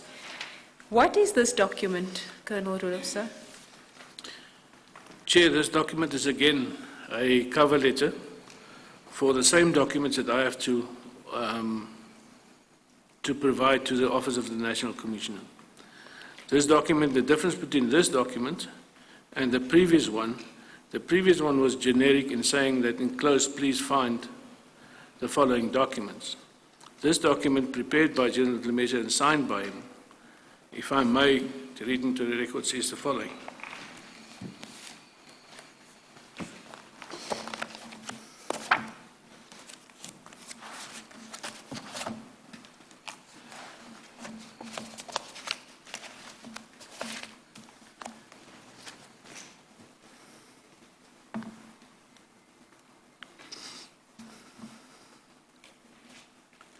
Please find the attached report of the investigator, Colonel K. Lofse, regarding above-mentioned declassification of classified documents. However, this office is concerned as to the circumstances that prevailed in the manner in which the possessor, i.e. the investigating officer, could have been allowed given access to the classified information, albeit the fact that he never had a valid security clearance at the moment and at this current juncture. Kindly acknowledge the receipt of duplicate hereof. So, this is a letter from General Lemessurier going to the National Commissioner of Police, That is correct, Chair. General Pierre. Is the head of your organization, That is correct, Chair. and you seek these documents, but he doesn't seem to be in support of the pursuit of these documents, the declassification, or is that not the understanding you have from this? Chair, that is putting it mildly. Yes. That's exactly the understanding that I have. And not only that, the second part of this letter, apart from the fact that he is accusing me that I'm not supposed to have the documents, the classified information, albeit the fact that he never had a valid security clearance at the moment and at that current juncture, which is not true. I had a top secret security clearance Yes. at the time. Yes. There's no basis for him to say this. And he didn't. Did he ever raise the issue of any of clearance with you? No, Chair, he has never raised that with me. Yeah, but if he wanted to, he could have, and you would have told him. And if he wanted to check, without you knowing, he would have found that you did have. That's correct, Chair. He had, if he didn't want to ask me, he had access to the database which will tell him I had clearance or I didn't have clearance.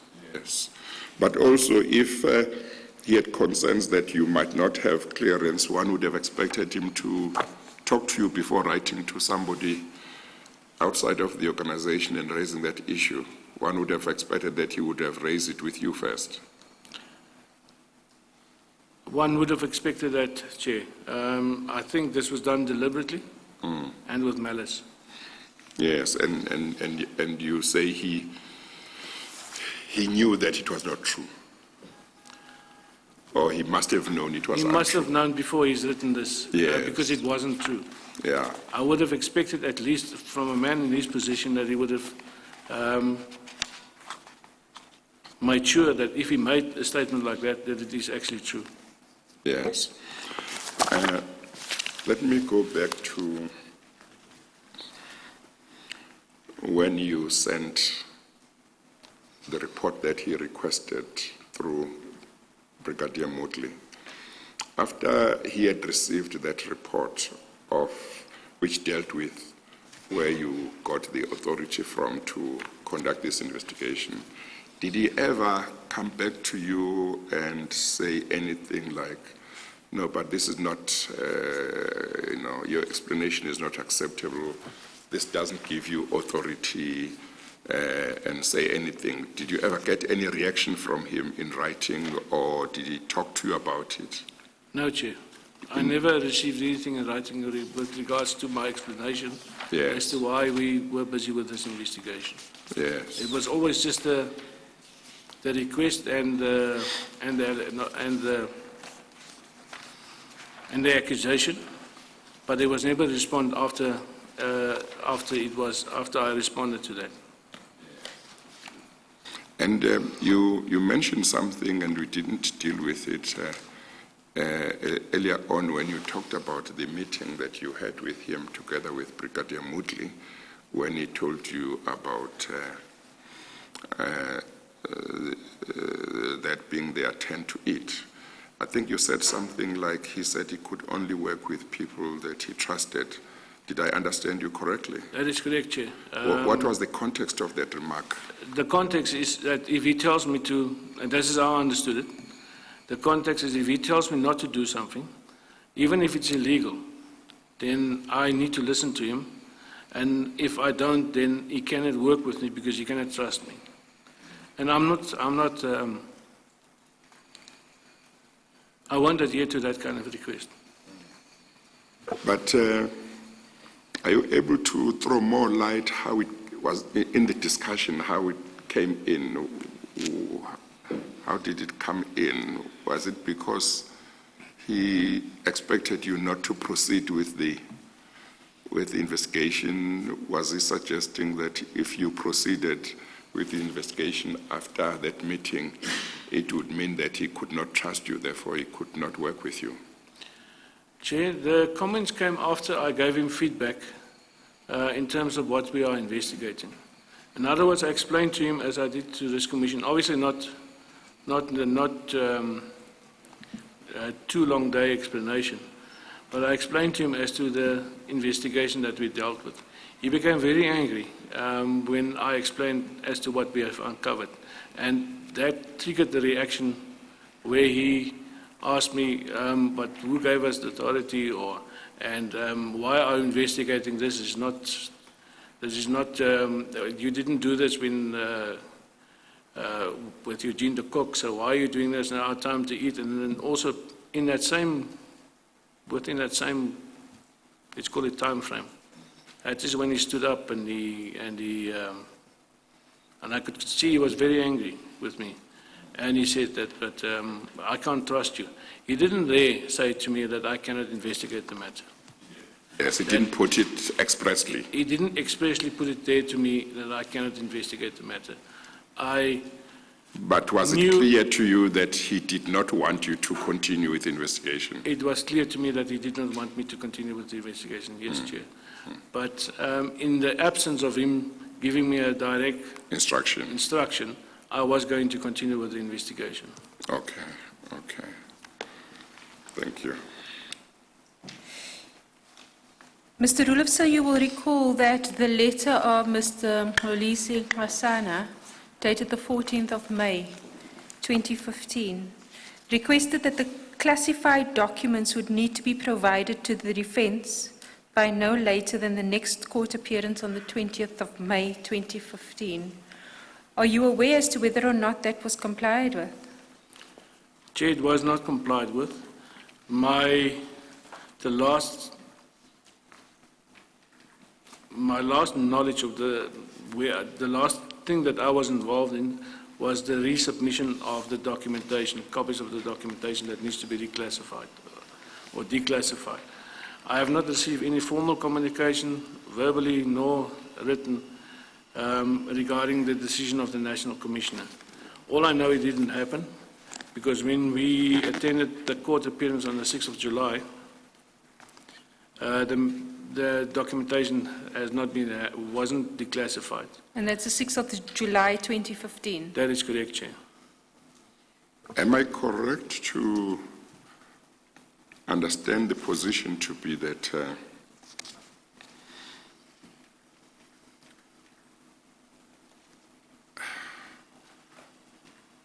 after the meeting that you have told me about between yourself, Brigadier Woodley, and Gerard Tlabeza, where he made the remark that we have discussed,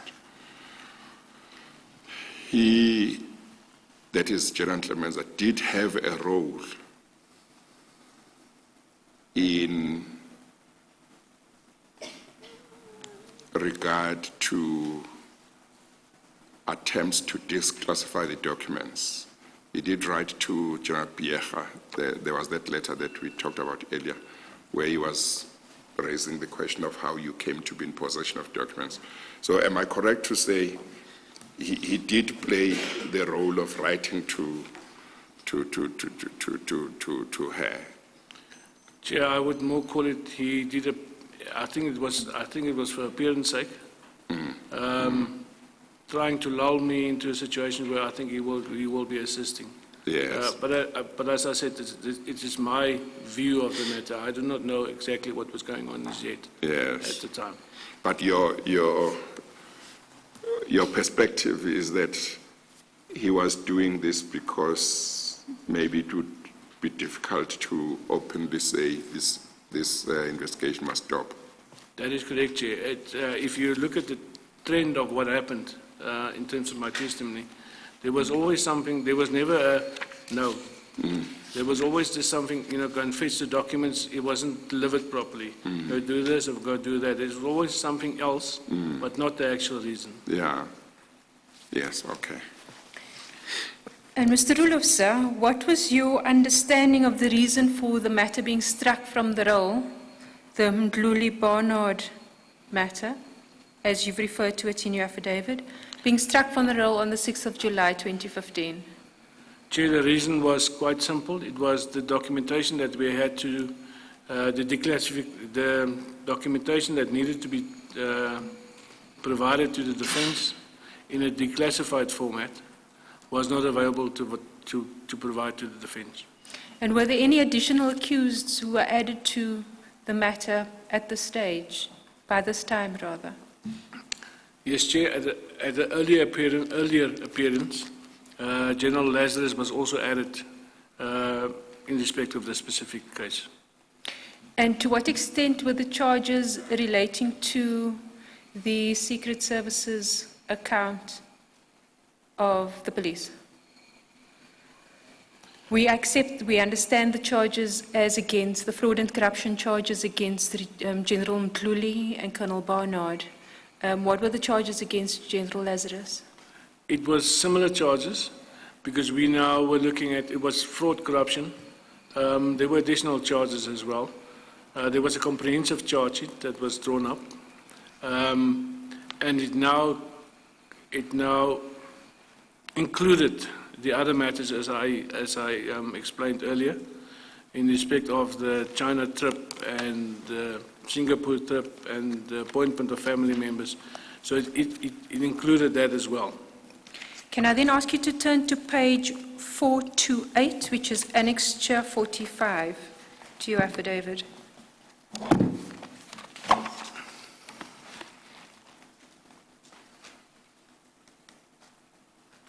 Do you recognize this document? Yes, Chair, it is an email that I wrote to, and I addressed it to Brigadier Woodley. And so it is dated the 6th of July 2015 at 14:41, sent by yourself to Brigadier Woodley. And what triggered you sending this email? The withdrawal of the matter and the reason for the withdrawal for the matter. It might be an important email. Maybe he could read the whole of it. Chair. Please read this email into the record.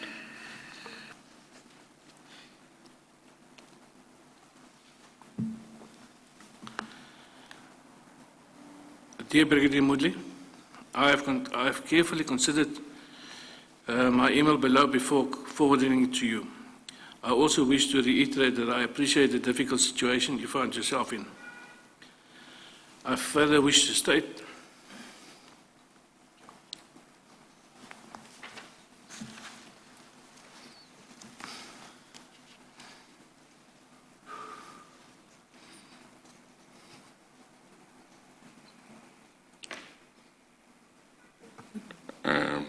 Would you like an adjournment? Would you like me to take 5 minutes? Okay, maybe let's take more than 5 minutes.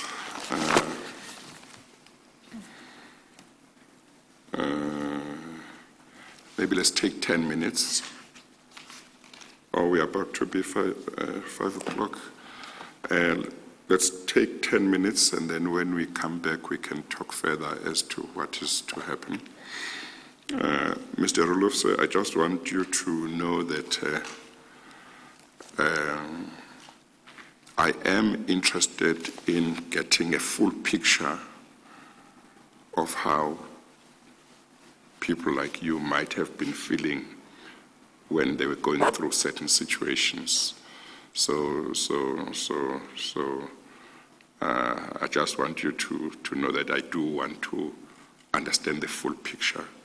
So we'll take an adjournment and come back at 10 past. We adjourn.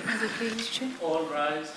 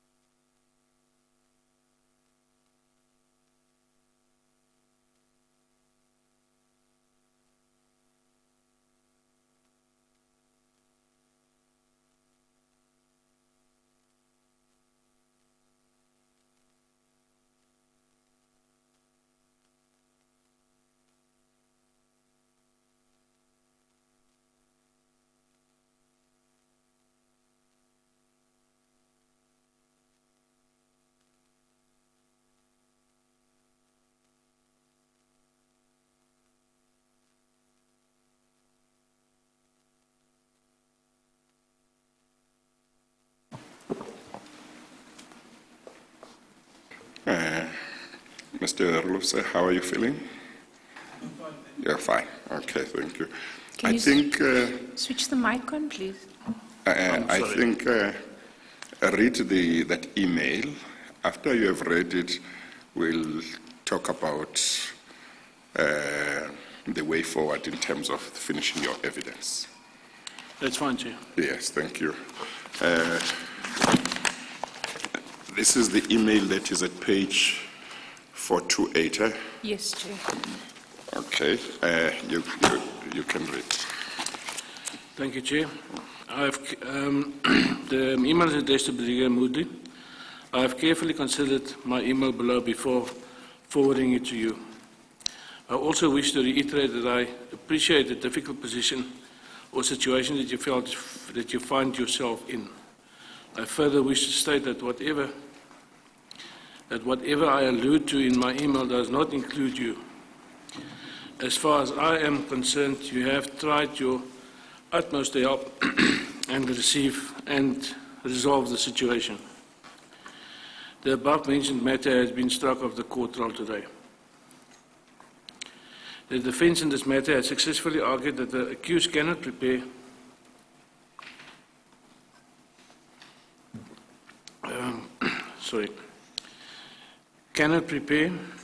their case without access to all the documents. In this regard, the defence referred to the classified documents not yet handed to the accused. The magistrate in his judgment stated that the case can only be placed back on the court roll once the classified documentation or documents are declassified. In this regard, I would like to refer you to the numerous attempts since 2012 made by myself and the NPA to get same declassified. I would further like to refer you to a memorandum I compiled for Major General Tlemeza at his request, in which I set out all the attempts made to get the above-mentioned documents declassified. I have not received feedback with respect to this. On 15 May 2015, the then NDPP intervened and requested that the National Commissioner to declassify the documents mentioned above, as it is needed as an exhibit or as exhibits before court. On 6 June 2015, I submitted a comprehensive report to yourself regarding the request for declassification. I understood this was required after attending a meeting with the National Commissioner. This meeting was in response to the request of the NDPP. This report was handed to the Office of the National Commissioner on 10 June 2015. In this regard, I need to point out that the report to the National Commissioner went under my signature. I was informed that you were instructed to just provide a cover letter in respect of my request. I further would like to point out that the National Head for the DPCI attached an unsigned cover letter to the application in question. I do not mind signing the request for declassification, but I cannot help to think that I do not have the support of the acting National Head of the DPCI. On 19 June 2015, I was requested to fetch the application in question. I was then informed that neither the request of the NDPP nor the covering letter of the National Head of the DPCI was signed. In light thereof, I was informed that the National Commissioner indicated she would not attend to the request. In light thereof, I resubmitted my application to the National Commissioner via the Office of the Head of the DPCI on 1 July 2015. I received my application back from the Office of the National Commissioner of the DPCI, National Head of the DPCI, on the same date. Attached to it was a signed cover letter signed by Major General Tlemeza. Major General Tlemeza states the following in paragraph 2 of his covering letter. However, this office is concerned as the circumstances that result in the manner in which the possessor, i.e. the investigating officer, could have been allowed, given access to the classified information, albeit the fact that he never had a valid security clearance at the moment and at this current juncture. He thus states that in his cover letter that I am illegally in possession of said documents, and I do not have clearance. This information is blatantly wrong, and it is clear that the intention is to cast doubt not only on myself but also the process followed during the investigation. I was never requested to supply the status of my security clearance. This cover letter would have placed me in a very precarious position if it had indeed went through to the National Commissioner. I still have a valid security clearance. This kind of mistake could also have an impact on the actual matter before court. If Major General Klameza did read my various reports as requested by him, he would have knowledge as to how I came into possession of said documents. This is now to be rectified. This has now to be rectified, and I'm still awaiting a covering letter from the Office of the National Head of the DPCI. I pointed out on numerous occasions that the effect of the non-declassification of said documents will lead to the case being struck off the court roll or to an application against the SABs to force them to declassify same. We have now the embarrassing situation where the case was indeed struck off the court roll. Under the circumstances, I'm at a crossroads as to what I need to do next. So that was the email that you sent to Brigadier Woodley. That is correct, Chair. Yes. And maybe before we go further, we are at nearly 5:20. Maybe if everybody is still able to, maybe we can go up to 6, I'm not sure. But I'm inclined to think that if Mr. Roloff is available tomorrow morning, that we continue tomorrow morning before I hear the evidence of the witness who is scheduled for tomorrow, so that we try and finish his evidence. But obviously, it would be better to take as little time tomorrow as possible. But at the same time, I can't continue for too long. How is your situation tomorrow? How is your availability tomorrow morning? I'll make myself available, Chief. You would make yourself available.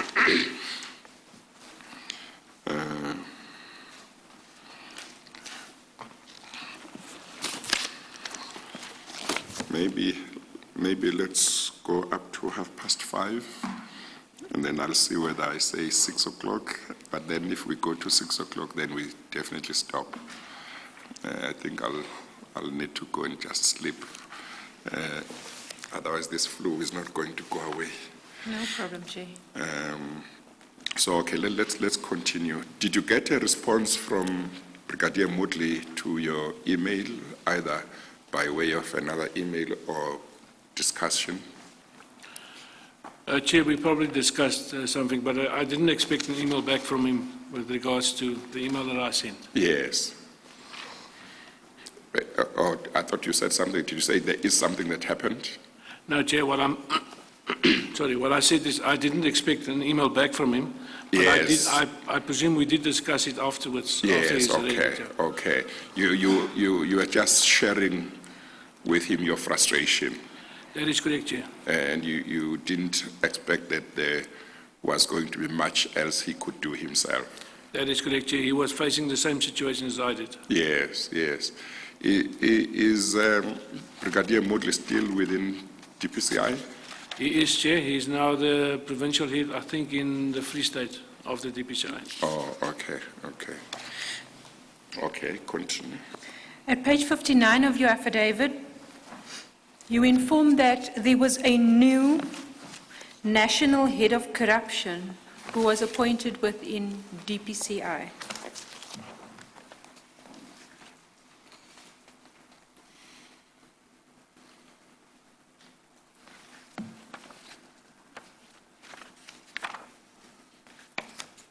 On what page are you now? Page 59, Okay, at the bottom, paragraph 204. That is correct, Chair.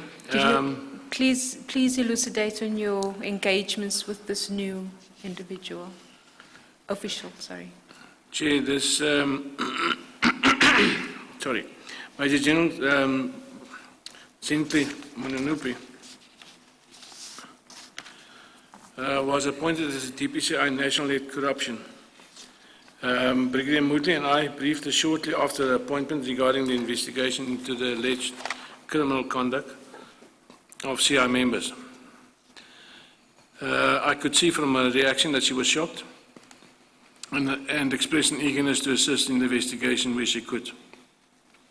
She was appointed in the vacant post in which Brigadier Woodley was acting. On the 12th of July 2015, I received an email with a letter dated 10 July attached from Advocate Rousseau. The letter was authored by the new NDPP, Advocate Sean Abrams, and addressed to General Tlemeza, requesting a meeting on 13 July 2015 at 1400 to discuss the declassification of the documents which were in my possession. A copy of Advocate Abrams' letter is attached as per KDR 46. I don't think that there's any need to address that particular annexure because it certainly confirms what the evidence that you've just given. What then I'm sorry. I said earlier on that I thought Mr. Ngasana left the office of the NDPP around August, but I see that according to your affidavit, already on 12 July 2015, you were receiving a letter from Advocate Sean Abrahams, who I take it had been appointed as NDPP. So I hope you have got the dates right. Chair, if I may, I've actually been able to trace the affidavit of Mr. Olise Masana that was presented before the Commission, and the dates in paragraph 3 of his affidavit informs that his term of office was from 1 October 2013 to 31 May of 2015, following which Advocate Sean Abrams was appointed on the 18th of June 2015 to the 13th of August. So he left end of May? Yes, Chair, which was about 2 weeks after he sent After that he had letter. written that letter? Yes, Chair. Okay, all right. Thank you. So this particular letter is then an invite calling you to a meeting. Is that right? That is correct, Chair. What happened then on the 13th of July 2015? Chair, I was again summoned to attend a meeting at 11 o'clock convened by General Tlemeza at the DPCI head office in Silverton. The meeting was attended by General Tlemeza, General Munanupi, Brigadier Woodley, and a person unknown to me at the time. Before the meeting started, I was handed a document that I had to sign, which stated that I might not divulge any classified information. This is sometimes done when a group discussion takes place in respect of the merits of an investigation. It is done to safeguard the integrity of the investigation. I realized after conclusion of the meeting that there was no reason for me to sign a document like that, which I did.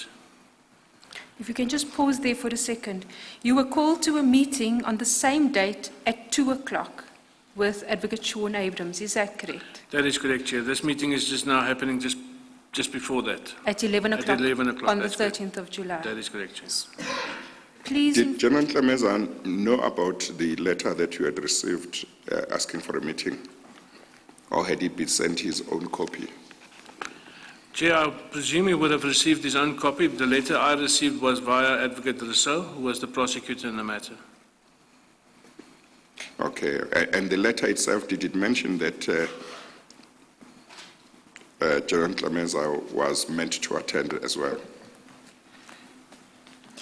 Chair, it may assist if I could take you to the letter through the evidence of Mr. Rulofsa.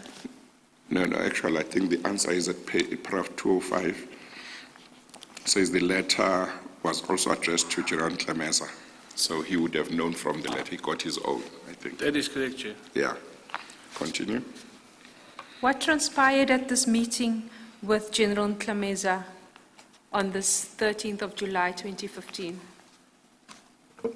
Chair, in short, Just confirm first who was at the meeting. it was General Tlameza, General Mununupi, Brigadier Muti, myself, and then I think it was the staff officer of General Tlameza, but I'm not sure. I didn't know him at the time. Okay. Yes, and what happened at the meeting? General Tlameza instructed me not to investigate the matter any further, because the matter was struck off the roll, of the court roll. I understood the matter to mean the CI criminal investigations, which included the original Woodley Barnard criminal matter. General Tlameza instructed me not to engage with the MPA on the matter. General Tlameza appointed Brigadier Woodley as the chief investigating officer for the matter. I am instructed to stop the investigation. General Tlameza informed me that he will attend the meeting at 1400 hours later that day alone. And General Tlameza tried to intimidate me by raising a lunch that I supposedly had with General Jacobs that needed to be investigated. What was the context of that intimidation you talk about? Chair, he was not speaking directly to me. He was speaking to General Mununupi, addressing her but speaking about me. He wanted you to hear, but He wanted me to hear. Yeah. So he was asking her how far is that investigation with regards to myself and General Jacobs. Yeah. And from the gist of what he's trying to ask for from her, what he's asking her, is that we apparently had lunch together. And Why would it be a problem to have lunch with General Jacobs or Jacobs? Chairperson, welcome to the Twilight Zone. I really do not know. That's what I asked as well. I said I did not have lunch, but if I had, what would have been where is the wrongdoing in that? What did I do wrong? I never got an answer. I do not know whether the investigation was done or not, but I think that was said for my benefit. So that's the context of that comment. Well, so now, for the first time, you were getting a clear instruction from him that you should stop this investigation. You should not continue with this investigation. That is correct, Chair. And but on the basis of what he said at the meeting, it's not as if he was saying the investigation mustn't be continued. He just wanted somebody else to conduct the investigation and not you. Chair, again, that was for appearance sake, because later on I deal with that. Brigadier Woodley was transferred probably a month after that. And no one else was given the authority or was asked to continue with the investigation. Yes, but you say as at that meeting you had that suspicion that putting Brigadier Woodley into the investigation wasn't meant in any serious way for people that he should pursue the investigation. No, Chair. It was just for appearance. That is what I. That's how you viewed it. That's just how I viewed it. Brigadier Woodley was not. He knew about the facts of the case. He was not involved in the investigation. It was a massive investigation. You don't just give that from one person to another without proper handover and explanation, I would have been probably busy with the case for the next 6 months just to hand it over to Brigadier Woodley. That's why I knew it was not. It was not meant in a serious way. Was not meant in a serious way. I did not expect that he would transfer Brigadier Woodley, but that indeed happened. Did he say at this meeting why he didn't want you to be the one continuing with the investigation? No, Chair, he didn't give me any reason. Did you ask him? Chair, what would have been the point? Yes. He wouldn't have given me, even if he given me an answer, I wouldn't know whether that's an honest answer or not. Yes. Apart from what you have put here as what transpired, was there any were there any other things that were discussed at this meeting, or was the meeting just for purposes of him telling you this? Chair, that is what I suspect. There was not much discussed after this, but what was very, what is very worrying to me is the fact that General Munanupi, who we briefed and who expressed an opinion regarding this, that she didn't do anything to intervene. I understand Brigadier Woodley's position because he was in the same situation as I am. He was also set aside and not listened to. So I was very,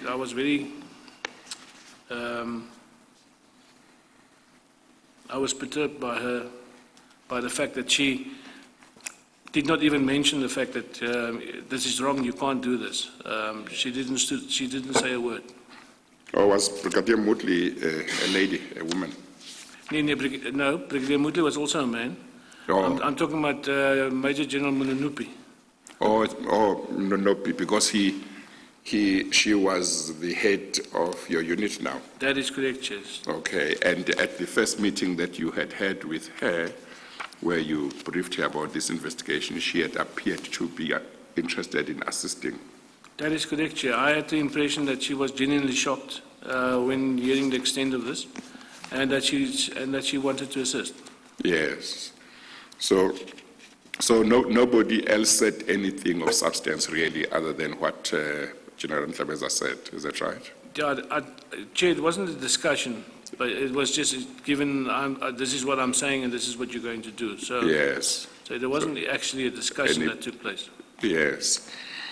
So, and he didn't say why he was going to be the only one attending the 2 o'clock meeting with the NPA on the matter when you were the one who had been investigating the matter, but even if you were not supposed to attend that meeting now because you were off the case, then Brigadier Woodley, who was going to investigate the matter, why he was not going to be taken along. He didn't give any explanation. He didn't give any reason. He also didn't invite him. Yes.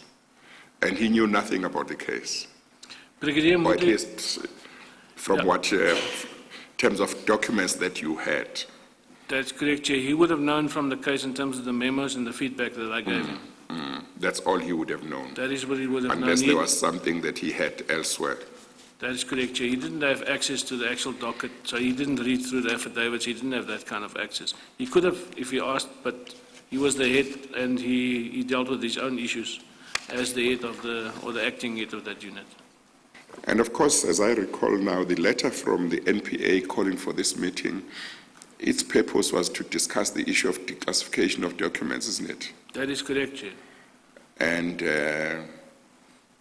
And without those documents being declassified, the case could not proceed. That is correct, Chair. And he was against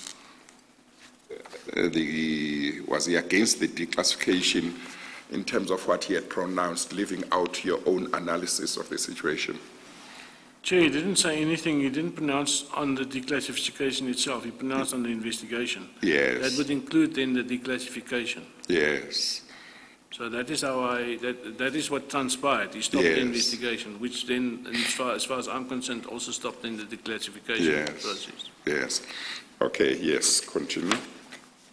Note the time, but I'm guided by you, Chair. I note the time, but I'm guided by Yes. you. Maybe let's go to 1:45.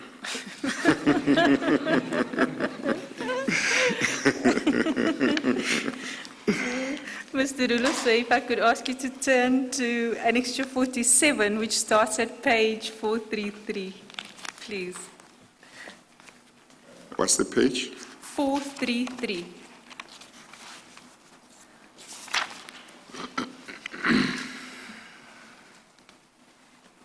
Is it correct that this is an email authored by yourself, which you sent to Brigadier Woodley, dated the 15th of July 2015 at 17:38? That is correct, Chair. What is the purpose of the email? To show that I'm working overtime, Chair. The purpose of the email was to deal with the meeting that transpired on the 13th. And so this was then a recordal of your understanding as to the outcomes of the meeting that was had with General Ntlhameza and others That is correct, Chair. 2 days before. That is correct. In the middle of the page, you inform, or you record rather, that the following instructions were issued regarding the above-mentioned investigations at the meeting with Major General Ntlhameza on 2015-07-13 at 11 o'clock. And in doing so, you then distinguish between three CAS numbers. The first two is under one line, first being Littleton, CAS 432/011/2011, and Vosloorus, CAS 342/02/199. Which criminal investigations were these? Chair, the two that I mentioned on top are the ones that was already in court, that proceeded in court. I think, and it's again my opinion regarding this, it would not have been. It would have been very suspicious if he then asked me to step down from these cases as well, as it was already in court, and we were leading evidence at the time on these specific matters. And so you recorded to be your understanding that you remain to be the investigating officer on these matters, is that right? That is how I recorded it, yes, Chair. The next CAS number that you referenced there is Silverton CAS 155/07/2011. That is correct, Chair. Which case is this? This is now the CI investigation, the one where it started with the BMW and then it included the other investigations that were supposed to be re-enrolled. If you turn the page at page 434, you make a few assertions. In the middle of the page, What page? 434, which is the next Okay. page. Can you please read the 4 assertions that you make? At the top of the page. Tell him exactly where. So it's in the middle of the page, Starting with? and it starts with the words, "I do not know what the intention is of such a threat," and the following word begins firstly. Following sentence, begins with firstly. Firstly, I did not have lunch with the individuals, as mentioned. I think the last time I saw Major General Jacobs was about 2 years ago. Secondly, if I did see him and had lunch with him, what would be the transgression? Surely the transgression cannot lie with whom I have lunch. Thirdly, if that is not a transgression, I would like to be advised of what I am accused of. In the same vein, I would expect that Major General Jacobs would be advised of same. And the last point? I'm giving notice that I intend to take this matter further, as it is the third incident I am being falsely accused of in less than 4 months. In this regard, I refer to the rendition saga and the accusation that I illegally obtained classified information and is by definition illegally in possession thereof due to the fact that I did not have security clearance. Did you in fact take this matter further as you recorded there? Chair, I gave it some thought, and I thought I just came to the conclusion it's not going to get anywhere, so I did not take it any further. And did you receive any correspondence to suggest that what you recorded in this email as your account of what transpired at the meeting was inaccurate in any way? No, Chair. If we can go back to page 61. What was Brigadier Woodley's response, if any, at the meeting where General Tlemeza said he was the one who should take over the investigation? Did he just keep quiet? Did he say, okay? Brigadier Woodley, I think the circumstances didn't allow him to say much, anything. or Yeah. to say anything. I cannot even remember if he did say anything. Yes. So I cannot remember offhand what was said by him, if indeed he did say anything. Between that date and the date when he was transferred, did he ask for a meeting to discuss the handover of the investigation to him? No, Chair, because I know that he also knew that he was not the investigating officer. He was never intended to be the investigating officer. So your assessment is that both you and he were of the same view that General Tlemeza was not serious in saying that he should take over the investigation? Yes, Chair. Okay. Is there anything that Brigadier Woodley said to you which made you think that? Chair, we would have discussed it afterwards, because he would have asked me, he did ask me actually, for the classified documents. And he said to me that's the only thing that he can do is to hold on to the classified documents that needs to be declassified. And we placed that into his safe. So that was the extent of what he did. Yeah. Because nothing else was going to happen with regard to the instruction by General Tlemeza. Okay. I would just like to refer to one point which I actually forgot, Chair. Yes. Which I addressed in this email. Something that General Tlemeza said. He stated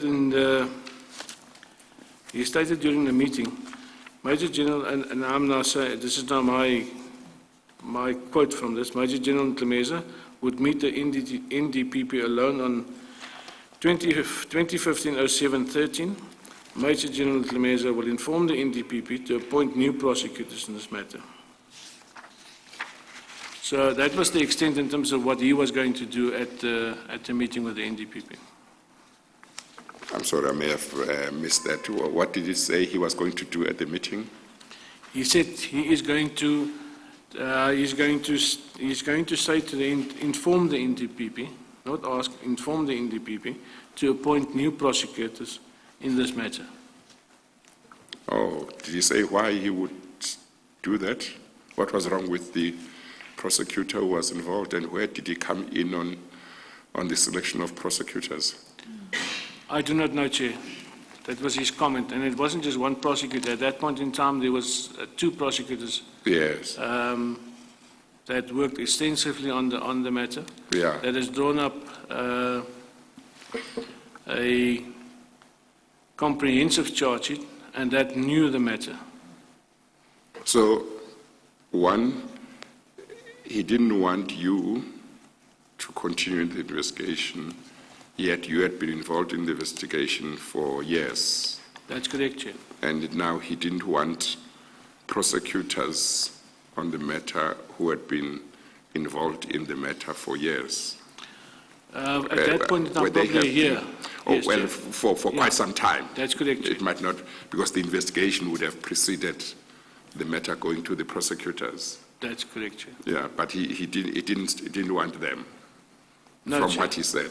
No, Chair. I do not know why, because he hasn't met them before. Yes, So I wouldn't know why he wanted to make that comment. yes. Okay. Guided by you, Chair. We are at 1:45. I think we'll stop now.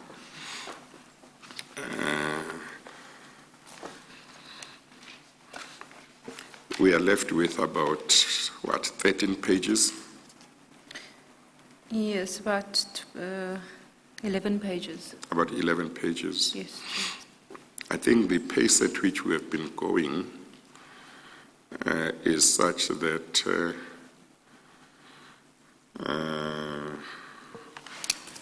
maybe it would be unrealistic to think we can do 10 pages in 2 or 3 hours. Because today we did about, 13 pages? We started at 47, is it? Page 47. Yes, Chair. The progression has been different on the different days since we've started. Yes, but I'm wondering, no, I'm not blaming anybody. I'm talking about our pace, all of us. And probably I should exclude the witness. He has no control on who asks him questions when and how many questions. But I would really prefer us to finish the evidence of this witness rather than break it up.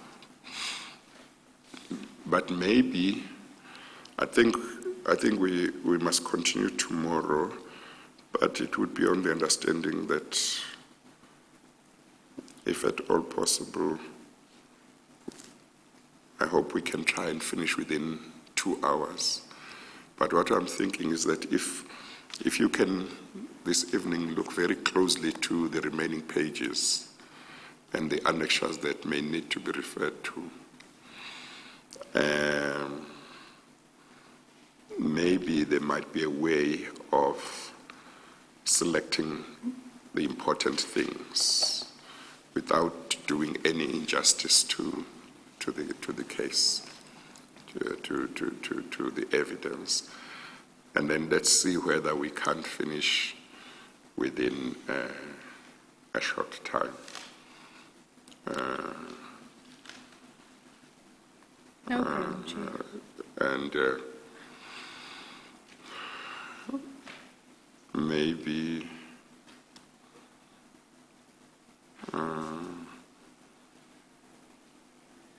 we could start at 9:30. As it pleases. And 10:30. I don't know if there is a chance of finishing at 11, but I'm very poor when it comes to estimating time. So I don't trust my estimates very much. Guided by you, Chair. So I think let's start at 9:30. Hopefully we'll finish about 11, or at the very latest 12, or 11. Yeah, 2 hours, 11.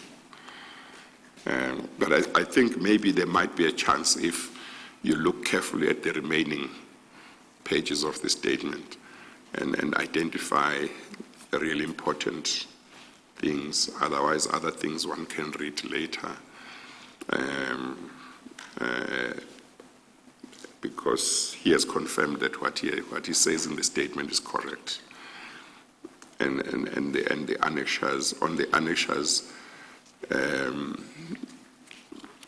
except those where reading them is quite important because of the importance of the contents. Otherwise, he could just give the gist of what that each annexure says without reading it. So maybe we could try that. Okay. We are going to adjourn, Mr. Olofse. We'll start at 9:30 tomorrow. Hopefully we can finish within 2 hours or so. Okay, we adjourn for the day. As it We adjourn. All rise.